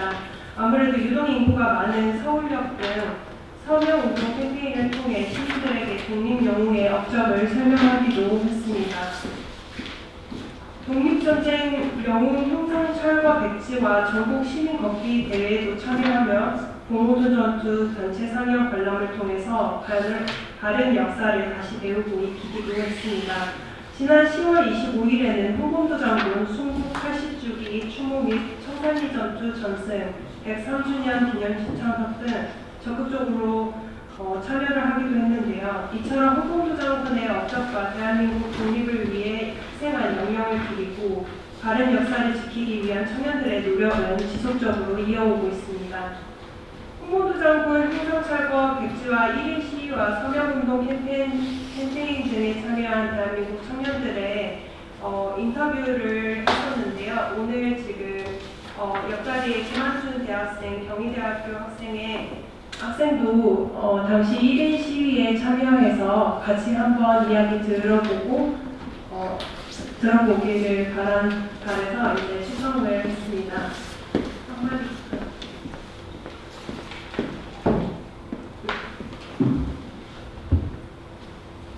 네, 안녕하세요. 김한준입니다. 저는 홍범도 장군 논란을 보고 이러한 역사적 인물들을 이 정치화되는 것을 바라지 않았고 또 이러한 역사를 기리는 것이 우리가 그들의 희생과 정신을 잊지 않고 그 정신을 계승해야만 우리 민족의 미래가 있다고 생각했고 그리고 홍범도 장군님의 동상철거에 반대하는 것은 단순한 반대가 아니라 우리 역사에 대한 존중과 그 정신을 이어가고자 하는 마음에서 비롯한 것이기에 역사를 기억하고 기리는 게 우리 모두의 책임이라고 생각합니다. 그래서 앞으로도 이 홍범도 장군 형상 철거를 반대함에 있어서 그 대학교 내에서도 대사고나 관련 활동을 통해서 노력하도록 하겠습니다.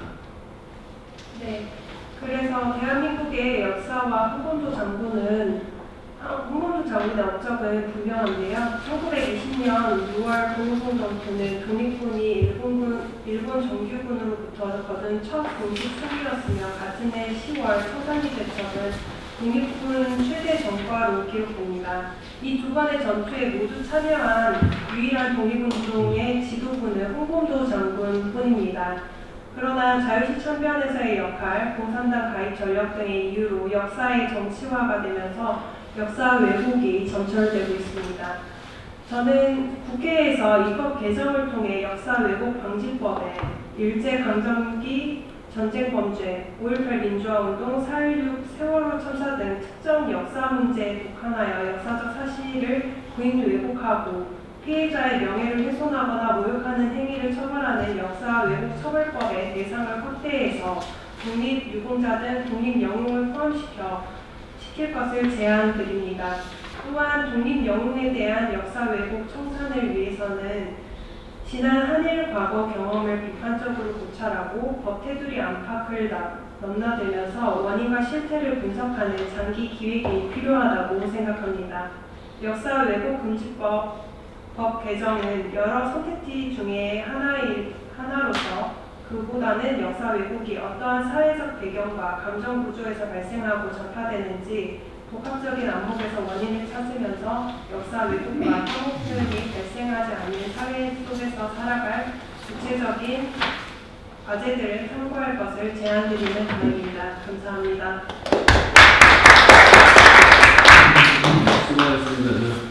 세 분 말씀 다 듣고 해당 분에게 질의를 하는 걸로 이렇게 진행을 하겠습니다. 두 번째 황경수 실행위원장님이시나요?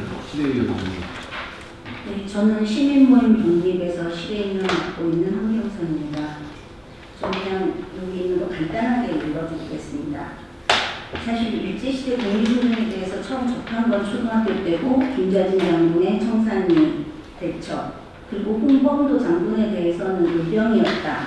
거부에 뛰어난 후수였다. 그리고 항일 무장운동의 대명사였으나 그 스탈린에 의해서 자행된 한일 강제 이주 정책으로 중앙아시아로 가신 후에 해방되기 전에 조국에 돌아오지 못하고 그곳에서 생을 마감했다. 하지만 그곳 고려인들의 영웅이면서 그 고려 극장이라는 곳의 수의장으로 이제 해방 전에 생을 마감했다. 이 정도였습니다.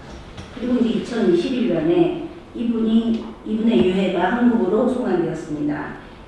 그 동영상 TV를 통해서 보는 공군의 업무부터 유해 봉안식 그리고 안장식을 보면서 사실 그 전에 한 번도 생각하지 못했던 돌아오지 못한 독립운동가에 대한 생각을 하게 되었습니다. 그냥 친일하면 3대가 떵떵거리고 독립운동하면 3대가 망한 가난하다, 교육도 못 받는다 이런 말을 들었지만 사실 그 홍범도 장군의 유해 환송 그 송환하는 걸 보면서 와 이게 진짜 우리가 해야 할 일이고 정말 그 독립운동가를 이렇게 예우하는구나 하는 게 좀 일종의 감동이었거든요. 그래서 이 안도감이 굉장히 컸습니다. 그리고 그때 굉장히 울컥한 감정을 느꼈고요. 그래서 그 시민모임 독립이라는 단체 활동도 또 열심히 하게 되었습니다. 그 다음에 1월 1일에 이제 효창공원에 가서 독립운동가께 인사도 드리고 사실 생전 처음 이제 그런 걸 해봤거든요. 그래서 우리 시민모임 독립의 취지가 뭐지? 독립운동에 대한 왜 내가 지금 시민모임 독립이라는 걸 해야 되지? 했는데 갑자기 이 홍범도 흉상 철거 그때는 이제 홍범도 장군 흉상 철거가 아니라 독립운동 하신 그 5분의 흉상이 다 철거된다는 소식이 들어왔습니다.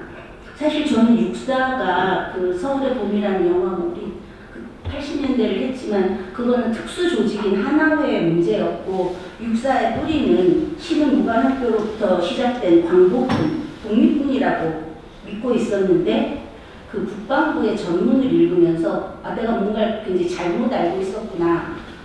그 육사가 과연 진짜 우리가 알고 있는 대한민국을 지키기 위한 그런 곳인가, 그런 장교를 배출하는 곳인가, 아니면 이 독립의 뿌리를 거부하고 뭔가 다른 세력을 민족의 뿌리를 부정하는 다른 세력의 그 조직인가 하는 생각을 하게 되었습니다.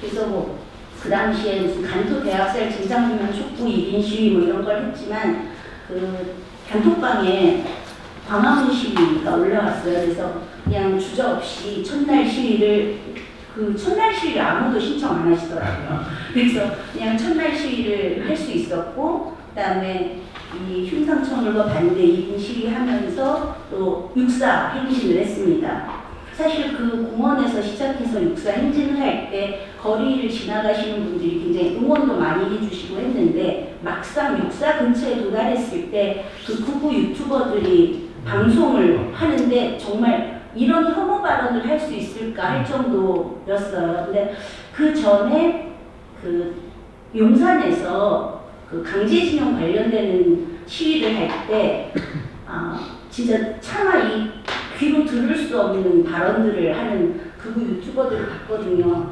근데 그게 처음에는 굉장히 분노가 났는데 나중에는 약간 불쌍한 거예요. 그리고 왜 어떻게 저런 말을 꺼낼 수 있을까? 우리가 이 대한민국의 주인이 누구고 우리의 적이 누군가. 사실 항일 무장운동을 하던 그 당시의 적은 명확하게 일본이었거든요. 그랬는데 그 당시에는 있지도 않았던 어떤 그 공산주의. 왜냐하면 아까 이제 선생님들이 말씀하셨지만 그 이후에 김일성이 북한을 세울지, 그 다음에 그 북한이 6.25를 일으킬지 모르던 거였거든요. 그리고 그분의 뜻은 우리의 독립이었는데 그 독립운동을 지금의 상황에다가 엮어갖고 그런 발언을 한다는 게 좀 믿을 수 없었습니다. 그리고 이제 그 행진의 끝에서 막 부딪힌 게 꽉 닫힌 육사의 문이었죠. 근데 그때 갑자기 이분 의병이라는 단어가 생각이 났습니다.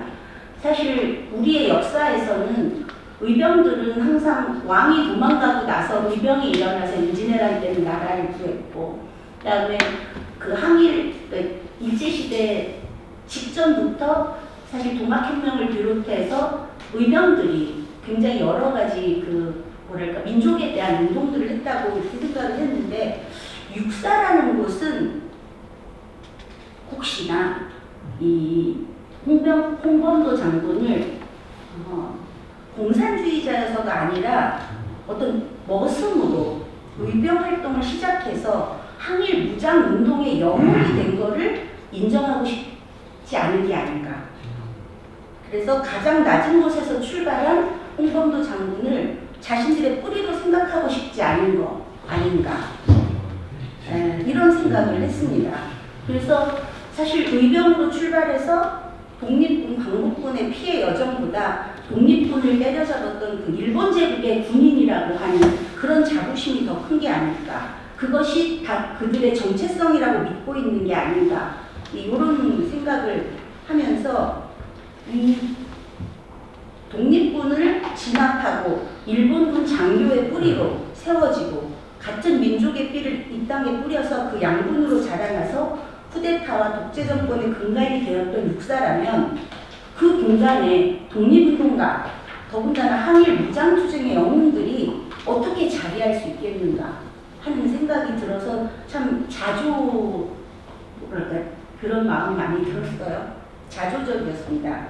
그리고 이제 저희가 2024년 시민모임 독립에서 독립운동가, 그 독립에 대한 달력을 하면서 우리가 기억하는 독립운동가라는 이제 독립운동사라는 부제를 붙였고, 거기에 동호동 전투를 기록하면서 홍범도 장군에 대한 이미지와 또 설명을 같이 넣었습니다. 저는 이제 시민모임 독립에서 내년 2025년에는 사실 북으로 간 독립운동가, 미서원 독립운동가를 다루는 달력을 만들려고 지금 기획을 하고 있어요. 왜냐면 독립운동을 할 당시에는 사실 공산주의나 사회주의나 그들의 진짜 하나의 마음은 대한민국의 독립이었거든요. 그리고 우리는 분명히 3.1운동의 그 정신을 이어받은 상해 임시정부를 이어받은 국가라고 배우고 또 그렇게 믿고 있었는데, 그렇지 않은 일들이 지금 계속 벌어지고 있는 거예요. 그래서 이런 일들은 누가 이 땅의 주인인가를 저같이 평범한 사람들이 자꾸 익히고 그리고 깨우치고 하면서 응원하고 지지할 때, 그때 우리 독립의 역사가 세워지는 그런 결과를 맞이하지 않을까, 그렇게 생각합니다. 감사합니다. 다음은 이제 박사과정 공부하느라고 무지하게 바쁘실 텐데 이 피켓팅, 뭐 서명운동 그리고 국궁 대회까지 만들어가지고 활동하고 있는 김경준 선생 발표 듣겠습니다. 예, 다시 한번 소개드리겠습니다. 저는 한양대 사학과 박사과정 김경준입니다. 저도 이제 올해 8월부터 시작된 홍범도 장군 흉상철거 반대운동에 역사학교 한 사람으로서 이제 참여했는데 그 경험담을 최대한 빠르게 소개해드리겠습니다. 저도 8월 말에 저는 이제 SNS에서 그 소식을 처음 접했습니다. 그래서 처음에 이 기사로 나온 게 아니고 이제 뭐 독립용 육사에는 독립용 홍상을 철거한다길래 저는 처음에 그게 가짜 뉴스인 줄 알았습니다. 그래서 아무리 검색해봐도 기사도 안 나오고 그런데 다음날 기사가 나왔습니다. 육사에서 철거한다. 너무 황당했습니다. 그리고 아까 이제 임성수 선생님께서 영상 틀어주신 데도 나왔지만 당시 이종석 국방장관이 또 이런 북한을 대상으로 전쟁 억제를 하고 전시에 이기기 위해서 필요한 인력을 양성하는 곳에서 공산주의 경력이 있는 사람이 있어야 하느냐는 문제가 생겼다. 이런 발언을 연이어서 한 걸 보고 진짜 이제 흉상이 철거되는구나, 현실이구나, 그제서야 와닿기 시작했고요. 그 다음에 제가 너무 열받았던 게 그 자리에 이제 그 간도특설대 출신의 백선엽의 흉상을 또 세운다는 그런 그 얘기가 돌아서 이거 정말 심각하다. 그제서야 굉장히 심각함을 느꼈습니다. 독립운동을 몰아내고 거기에 친일파 흉상을 세운다는 것은 역사학으로서 도저히 못 갈 수 없었고 한편으로 이제 저희 반병준 선생님이 저희 지도 교수님이신데 그 언론 인터뷰에서 이제 자괴감이 든다고 말씀하셨는데 저도 반병준 선생님 제자인지라 똑같이 자괴감을 느꼈습니다. 그래서 역사학으로서 뭔가 해야겠다 이렇게 생각을 하게 됐고 그래서 바로 이종석 장관이 발언을 하자마자 전국 역사 전공 대학생, 대학원생 대상으로 서명운동을 해야겠다. 근데 제가 무슨 여기 뭐 조직체에 있는 것도 아니고 그래서 일단 온라인으로 서명운동을 한번 해보겠다.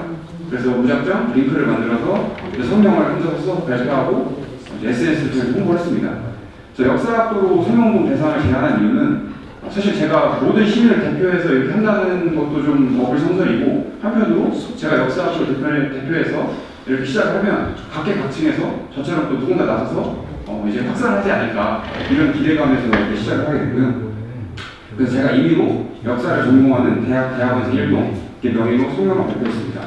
요구사항은 첫 번째로 이종석 장관의 즉각 사퇴, 그리고 육사의 독립영웅 5.2 평상 철거, 그리고 백선엽 흉상 건립 즉각 철회를 요구사항으로 제가 내걸었고요. 링크를 개설하자마자 하루 만에 200명이 서명을 했습니다. SNS를 타고 서명으로 링크가 확산했는데 사실 역사학도 한정을 했지만 이 링크를 이제 역사학도만 서명해라 이렇게 할 수가 없잖아요. 그러다 보니까 일반 시민들도 이제 목소리를 내고 싶었던 시민들이 자발적으로 참여하면서 이제 독립운동가 후손, 초등학생, 중학생, 교사, 자영업자, 그러니까 나이도 신분도 제각각의 시민들이 자발적으로 참여했습니다. 그리고 제가 서명도 받을 때 하고 싶은 말, 육사에 하고 싶은 말이나 윤석열 대통령한테 하고 싶은 말 이렇게 쓰도록 했는데 인상적인 메시지 몇 개 뽑아봤습니다. 그래서 대한민국은 임시정부를 제승한 나라지 조선중국부 혁신이 아닙니다. 그리고 대통령이 국민의 투표로 선출되었다고 해서 역사를 자신의 필요에 따라서 왜곡할 권한이 있는 것은 아니다. 더 이상 역사에 죄를 짓지 마라. 그리고 신은 무관학교가 아닌 만주 공관학교의 법통을 이어가시겠습니까? 이런 촌철살인의 메시지들이 굉장히 많았습니다. 서명운동은 제가 31일까지 딱 일주일 받았고요. 왜냐하면 언제 흉상이 철거될지 몰랐기 때문에 최대한 빠르게 받고 국방부에 전달하는 것을 목표로 했기 때문에 일주일을 받았습니다. 일주일 동안 455명 순전히 온라인에서 이제 서명을 이렇게 받았고요. 참여 대학이 이제 지금 명단 보시겠지만 60개 대학, 심지어 해외에 있는 대학까지도 이렇게 나서서 학생들이 참여를 했습니다. 육사 생각하고 있어요? 네. 좀 이따 또 말씀을 드릴 건데 육사 생도는 아니고 육사 출신인 것 같습니다. 육사 생도는 이제 아마 이런 활동을 하면은 위험하기 때문에 그렇지, 제가 30일 날 아침에 그 명단을 가지고 대전현충원에 가서 홍범도 장군 묘역에 헌정 행사를 했고요. 술 한잔 올리고 그 오후에 바로 올라와서 이제 국방부에 전달했습니다. 전달하고 왔는데 경찰 5명인가 6명이 집에 들어서고 어디 가십니까 이러면서 저를 계속 미행을 하더라고요. 저를 찍고 나중에는 이 명단 이게 사진을 찍으려고 하는데 제가 명단 손을 가지고 이건 찍으시면 안 됩니다 그랬습니다. 그리고 끝나고 저희 강 교수님한테 전화해서 저는 앞으로 4년 동안은 공직에는 못 나갈 것 같습니다. 말씀을 드렸습니다. 기념사업회 공직으로. 국방부 전달 이후에 추가 설명을 받아달라는 시민들의 요청이 계속 있어서 링크를 일단 유지를 했습니다. 그리고 오마이뉴스의 결과를 보도했는데 그 뉴스가 이제 톱으로 나가고 나서 추가적으로 시민들이 서명에 이제 거듭 참여하면서 9월 5일쯤에 이제 952명, 2배가 넘는 인원을 달성을 했습니다. 당시에 이제 국방부에도 전달을 했고 육사에는 아직 전달 안 했는데 육군사관학교장 앞으로 전달을 했고요. 그다음에 이제 제가 서명운동을 하면서 인상 깊었던 에피소드가 몇 개 있습니다. 경희대학교 사학과 학생들이 뭐 학부생, 대학원생, 졸업생 할 것 없이 집단적으로 참여를 많이 했습니다. 그래서 저는 이걸 보면서 아 역시 신흥 무관학교의 후신답구나 하면서 굉장히 기뻤고요. 다만 제 모교인 외대생들이 별로 참여를 안 해서 좀 실망을 했습니다. 여기 김원준 선생님 그리고 아까 이제 장세현 선생님께서 말씀하셨다시피 육군사관학교 출신 시민이 이제 참여하면서 나도 반대다 이놈들아라는 이제 메시지를 남겨주셨고요. 그리고 SNS의 힘, 부산대 역사교육과 학생들이 또 집단적으로 참여했는데 나중에 알고 보니까 역사교육과에 있는 그 교수님 한 분이 제 그 페이스북 이웃인데 제 글을 보고서 강의 때 학생들한테 자기 강의 듣는 학생들한테 이런 거 하고 있으니까 너희들도 참여해라. 그래서 학생들, 그러니까 교수님도 대단하지만 또 그렇다고 해서 학생들도 자발적으로 참여하는 것도 인상적이었습니다. 그리고 나서 서명운동을 끝내고 나서 이제 홍범도 장군 기념사 앞에 사무실을 방문했는데 이제 홍범도 기념사 앞에서 광화문 광장 그 육사 앞에서 1인 시위를 계획한다는 그 얘기를 듣고 제가 역으로 제안을 했습니다. 이 사태를 이제 어떻게 보면 해결할 수 있는 키를 쥐고 있는 사람이 윤석열 대통령인데 지금 수선한 걸 하고 있지 않느냐. 그리고 국방부도 용산에 있고 그러면 용산 대통령들과 국방부 앞에서 1인 시위를 하는 게 좋지 않겠느냐. 그래서 제가 이제 첫 타자를 참여했고 여기 사진이 이제 9월 11일 날 제가 처음으로 1인 시위 한다는데 이 삼각지역 앞에서 지나가는 시민들이 관심이 그렇게 많지는 않았지만 한두 사람이라도 지나가면서 음료수를 사주시는 분도 계셨고 고생한다. 흉상 당연히 철거하지 말아야지. 이렇게 격려 말씀을 해주시는 분이 계셔서 많이 힘이 됐습니다. 그리고 나서 9월 13일에 그 역사학교 51개 단체에서 이제 흉상철거 반대 공동성명서를 발표하는 일이 있었습니다. 그래서 제가 그걸 보고서 이 선배 역사학자들이 이렇게 또 나섰는데 후배 역사학으로서 또 우리들이 한 번 더 힘을 보여줘야 되지 않겠는가 해서 2차 성명 발표를 추진하게 됩니다. 그래서 이번에는 요구사항이 이제 국회, 홍범도 장군 흉상철거 반대 결의안 채택, 그리고 윤석열 정권의 흉상철거 백지화, 책임자 처벌 이 두 가지 사항을 담아서 제가 또 성명서를 기초했고 전국 41개 대학 사학과에 제가 일일이 연통을 했습니다. 그래서 연명을 좀 해달라. 총 35개 대학이 응답을 했고요. 164명의 역사학도들이 연명을 했습니다. 그리고 광복군 창설 83주년이 되는 날 이제 발표를 했습니다. 오마이뉴스에 보도를 했고 이때도 경희대학교 사학과 학생들이 또 집단적으로 참여했는데 제가 이제 부탁을 했습니다. 연명을 하고 그 다음에 각자 대학에 대작으로 뽑아서 좀 붙여달라. 그래서 이제 첫 번째 사진이 경희대학교 비대위 명칭으로 이제 이렇게 대작으로 붙였고요. 두 번째는 조선대학교 학생이 또 학교 본관에다가 이렇게 붙잡혔다고 저한테 인증샷을 보내왔고 세 번째는 한양대 이건 제가 붙였습니다. 다음으로 제가 이제 그 기존 운동의 그 한계를 하면서 느꼈습니다. 그러니까 온라인 서명운동에 비해서 시위 참여율이 굉장히 떨어지는 걸 느꼈습니다.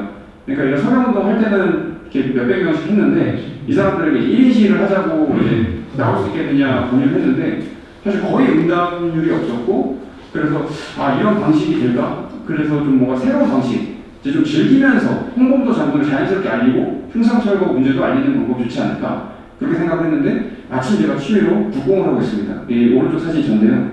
홍범도 장군 티셔츠를 입고 혼자서 맨날 이거 화를 쐈거든요. 저거 근데 기념사 앞에 공식 티셔츠 아닌가요? 예, 이거 제가 딱 산 겁니다. 네. 그래서 홍범도 장군대 활쏘기 대회를 열어보면 어떨까 하는 발상을 하게 됩니다. 활과 총은 이제 전통적으로 이제 호공 무기 중에 하나고요.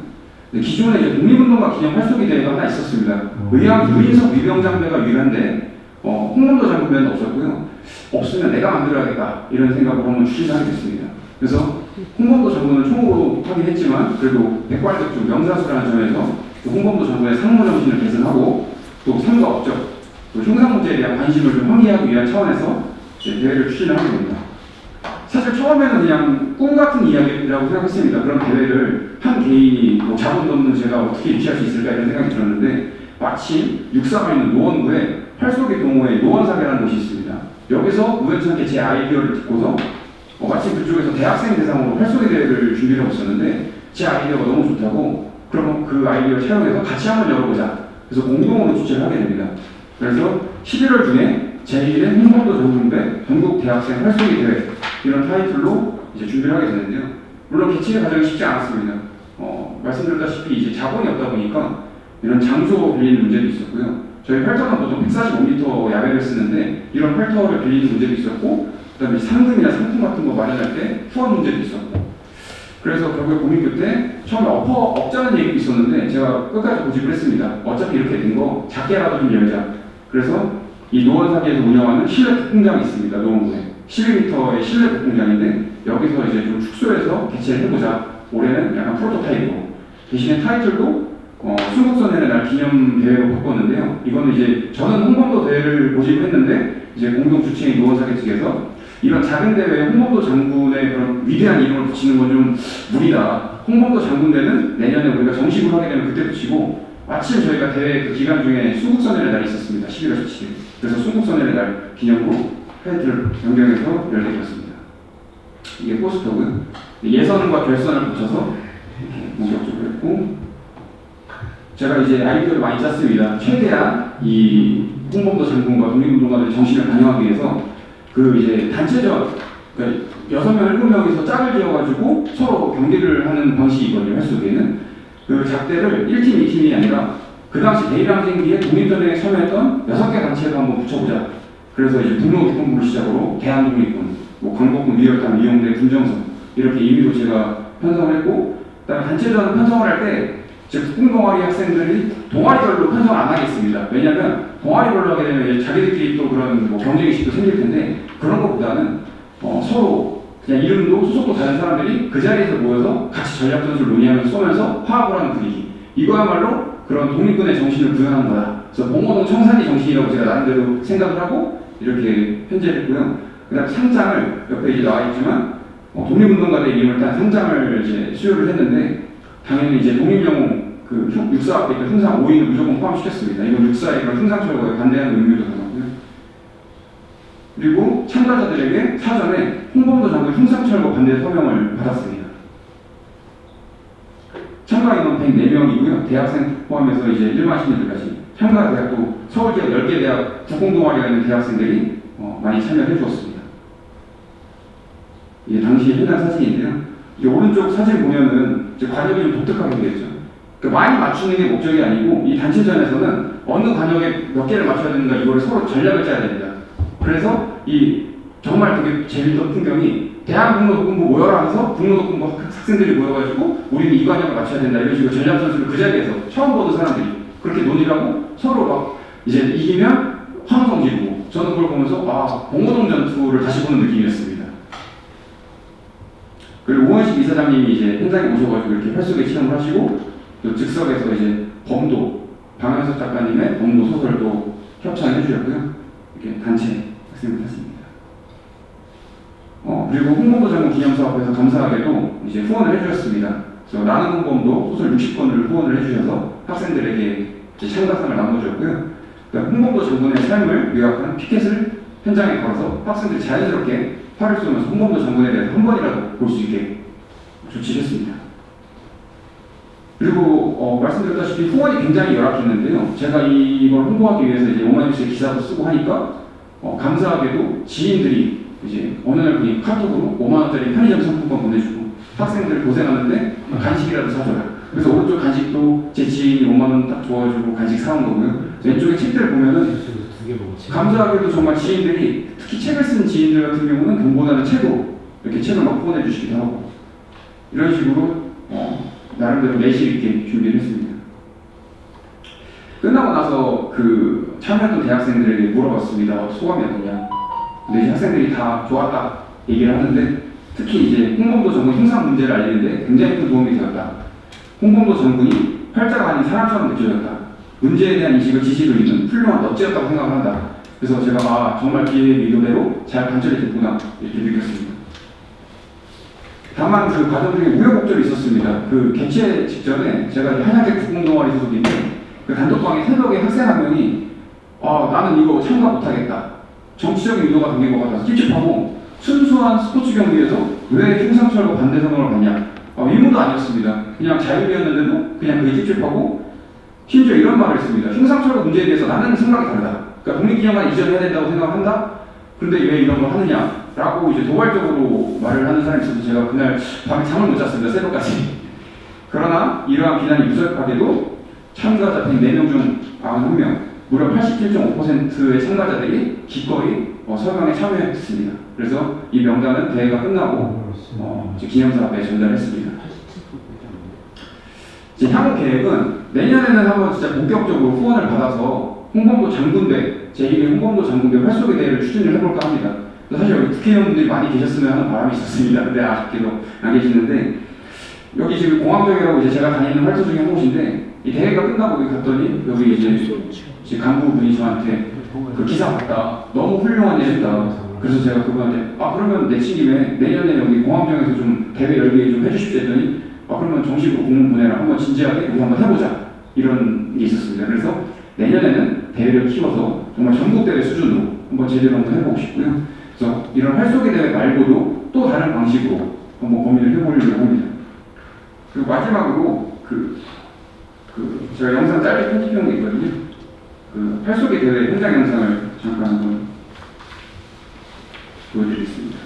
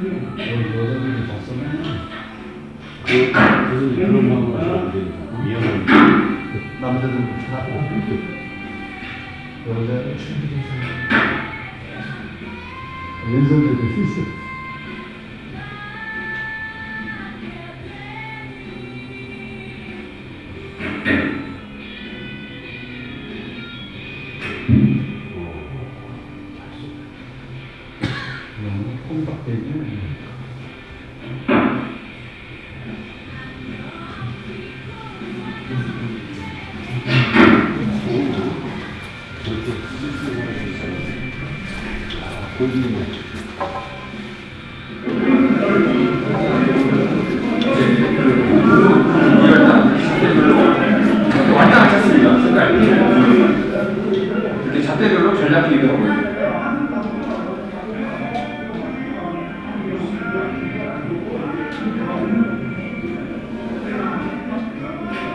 대한독립군의 경기입니다.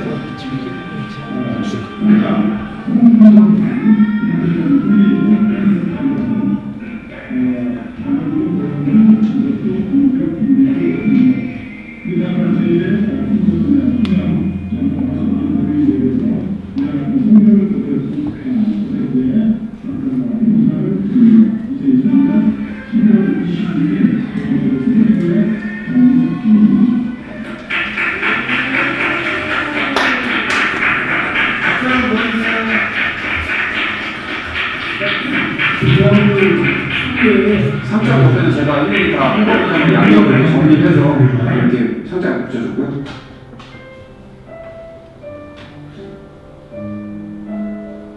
네, 이렇게 서명을 받았습니다. 기념사 앞에 전달했고요.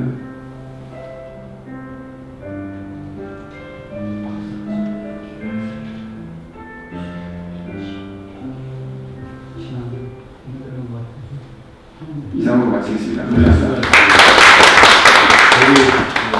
저희 들어가기 전에 김경준 선생이 저희 기념사 앞에 찾아와서 홍범도 장군배를 하자고 제안을 했는데 저희가 이제 그거는 받을 수가 없었어요. 왜냐하면 홍범도 장군배 그 사격배를 저희가 사회변명하고 해마다 개최하고 이번에 세 번째 개최했거든요. 근데 8대까지 만들면 주변 시설이 곱지 않을 것 같아요. 해외만 하냐 그럴 것 같아가지고 주변에 여론도 좀 청취할 필요가 있고 후원 못하는 게 해야 되는데 목하에 고민 중에 있습니다. 내년 대회는 아마 응원호 양으로 저희가 도움이 되게 할 예정입니다. 그런 전사가 있었습니다. 그리고 제 선생님께 교수님들하고 참가하시는 시민들 자유롭게 여쭤볼 것까지 여쭤보시면 되겠습니다.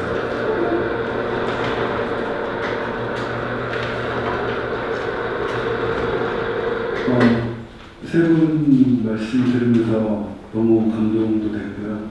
또 저도 개인적으로 이렇게 독립운동 관련해가지고는 굉장히 관심이 많고 그런데 같은 젊은 동지들이 두 분 또 계시고 같은 저랑 비슷하실 것 같은 그런 분들이 같이 계시는구나.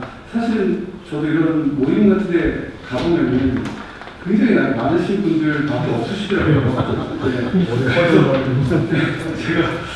제가 거기서 거의 뭐 젊은 축에 들어가는 그래서 오늘 말씀을 드리면서 제가 사실은 처음에 독립운동 사격지를 저 혼자 답사를 다녔을 때가 있었어요. 2000년, 97년 이럴 때 제 돈으로 그냥 저 혼자서 책 하나 보고 막 찾아갔던 그 시기가 있었는데 이런 것들이 너무 알려야 되겠다는 생각에 저는 그냥 이렇게 작사하고 어디다 뭐 블로그 같은 데 올려놓고 이런 활동들을 하다가 회사에서 이제 이런 기회가 생긴 거예요. 이런 걸 제안을 한번 해봐야겠다 회사에.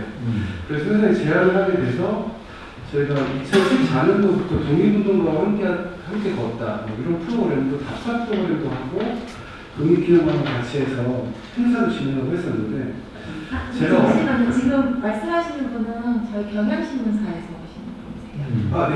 후마니타스 하시지 처음에 제가 소개했는데 경향신문사 후마니타스 연구소에 있는 최희주라고 합니다.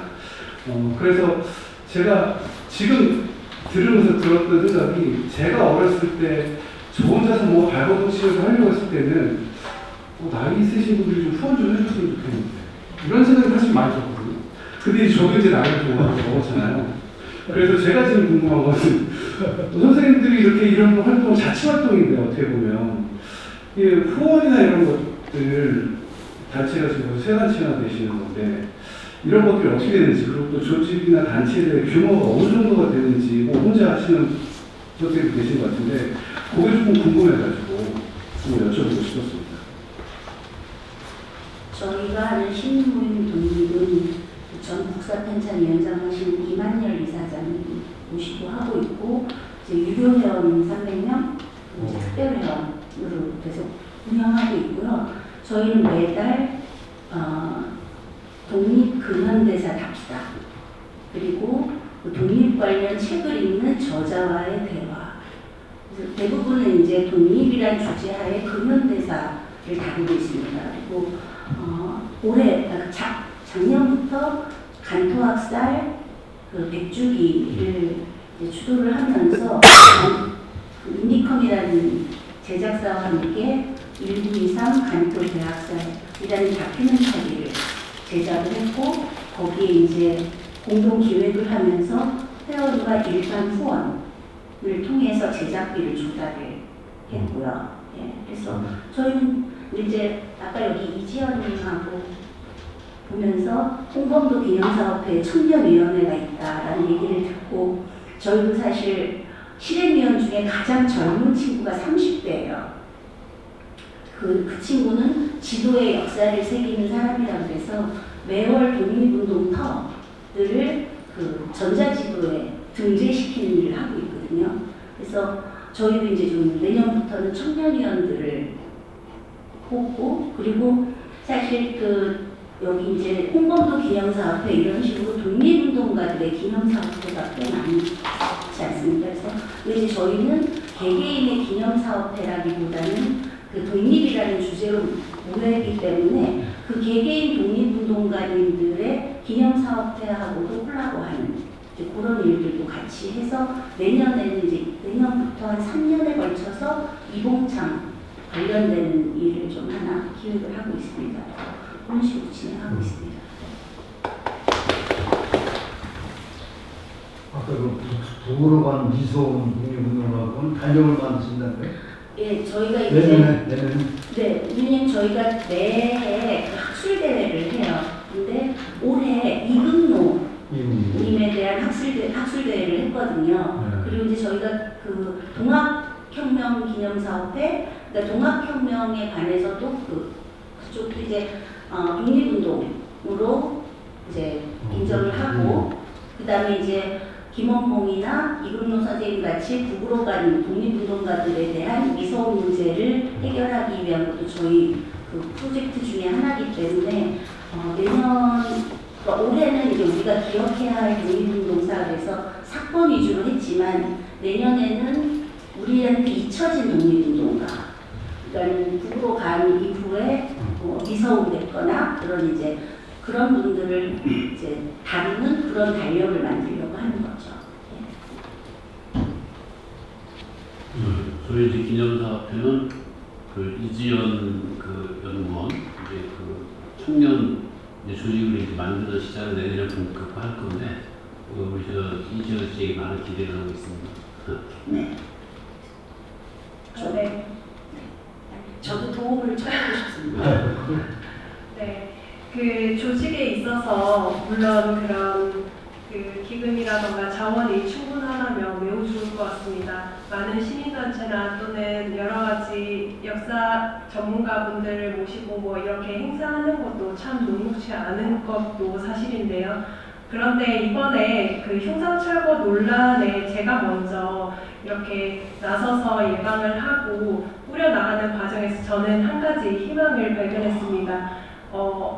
일단 지금 청년위는 임시로 조직되어 있고 앞으로 이제 위원회를 꾸려서 나갈 예정인데요. 2030 청년들이 자발적으로 본인들의 자비라던가 비용 그리고 시간을 할애해서 이렇게 1인 시위 릴레이를 한 달가량 진행을 하고 또 뭐 추석이라던가 연휴 참 쉬고 싶을 텐데 그것을 다 참고도 주말을 이용해서 이렇게 그 시위에 동참하고 서명운동을 독려하는 그런 역할을 했다는데 참 의의가 있었던 것 같습니다.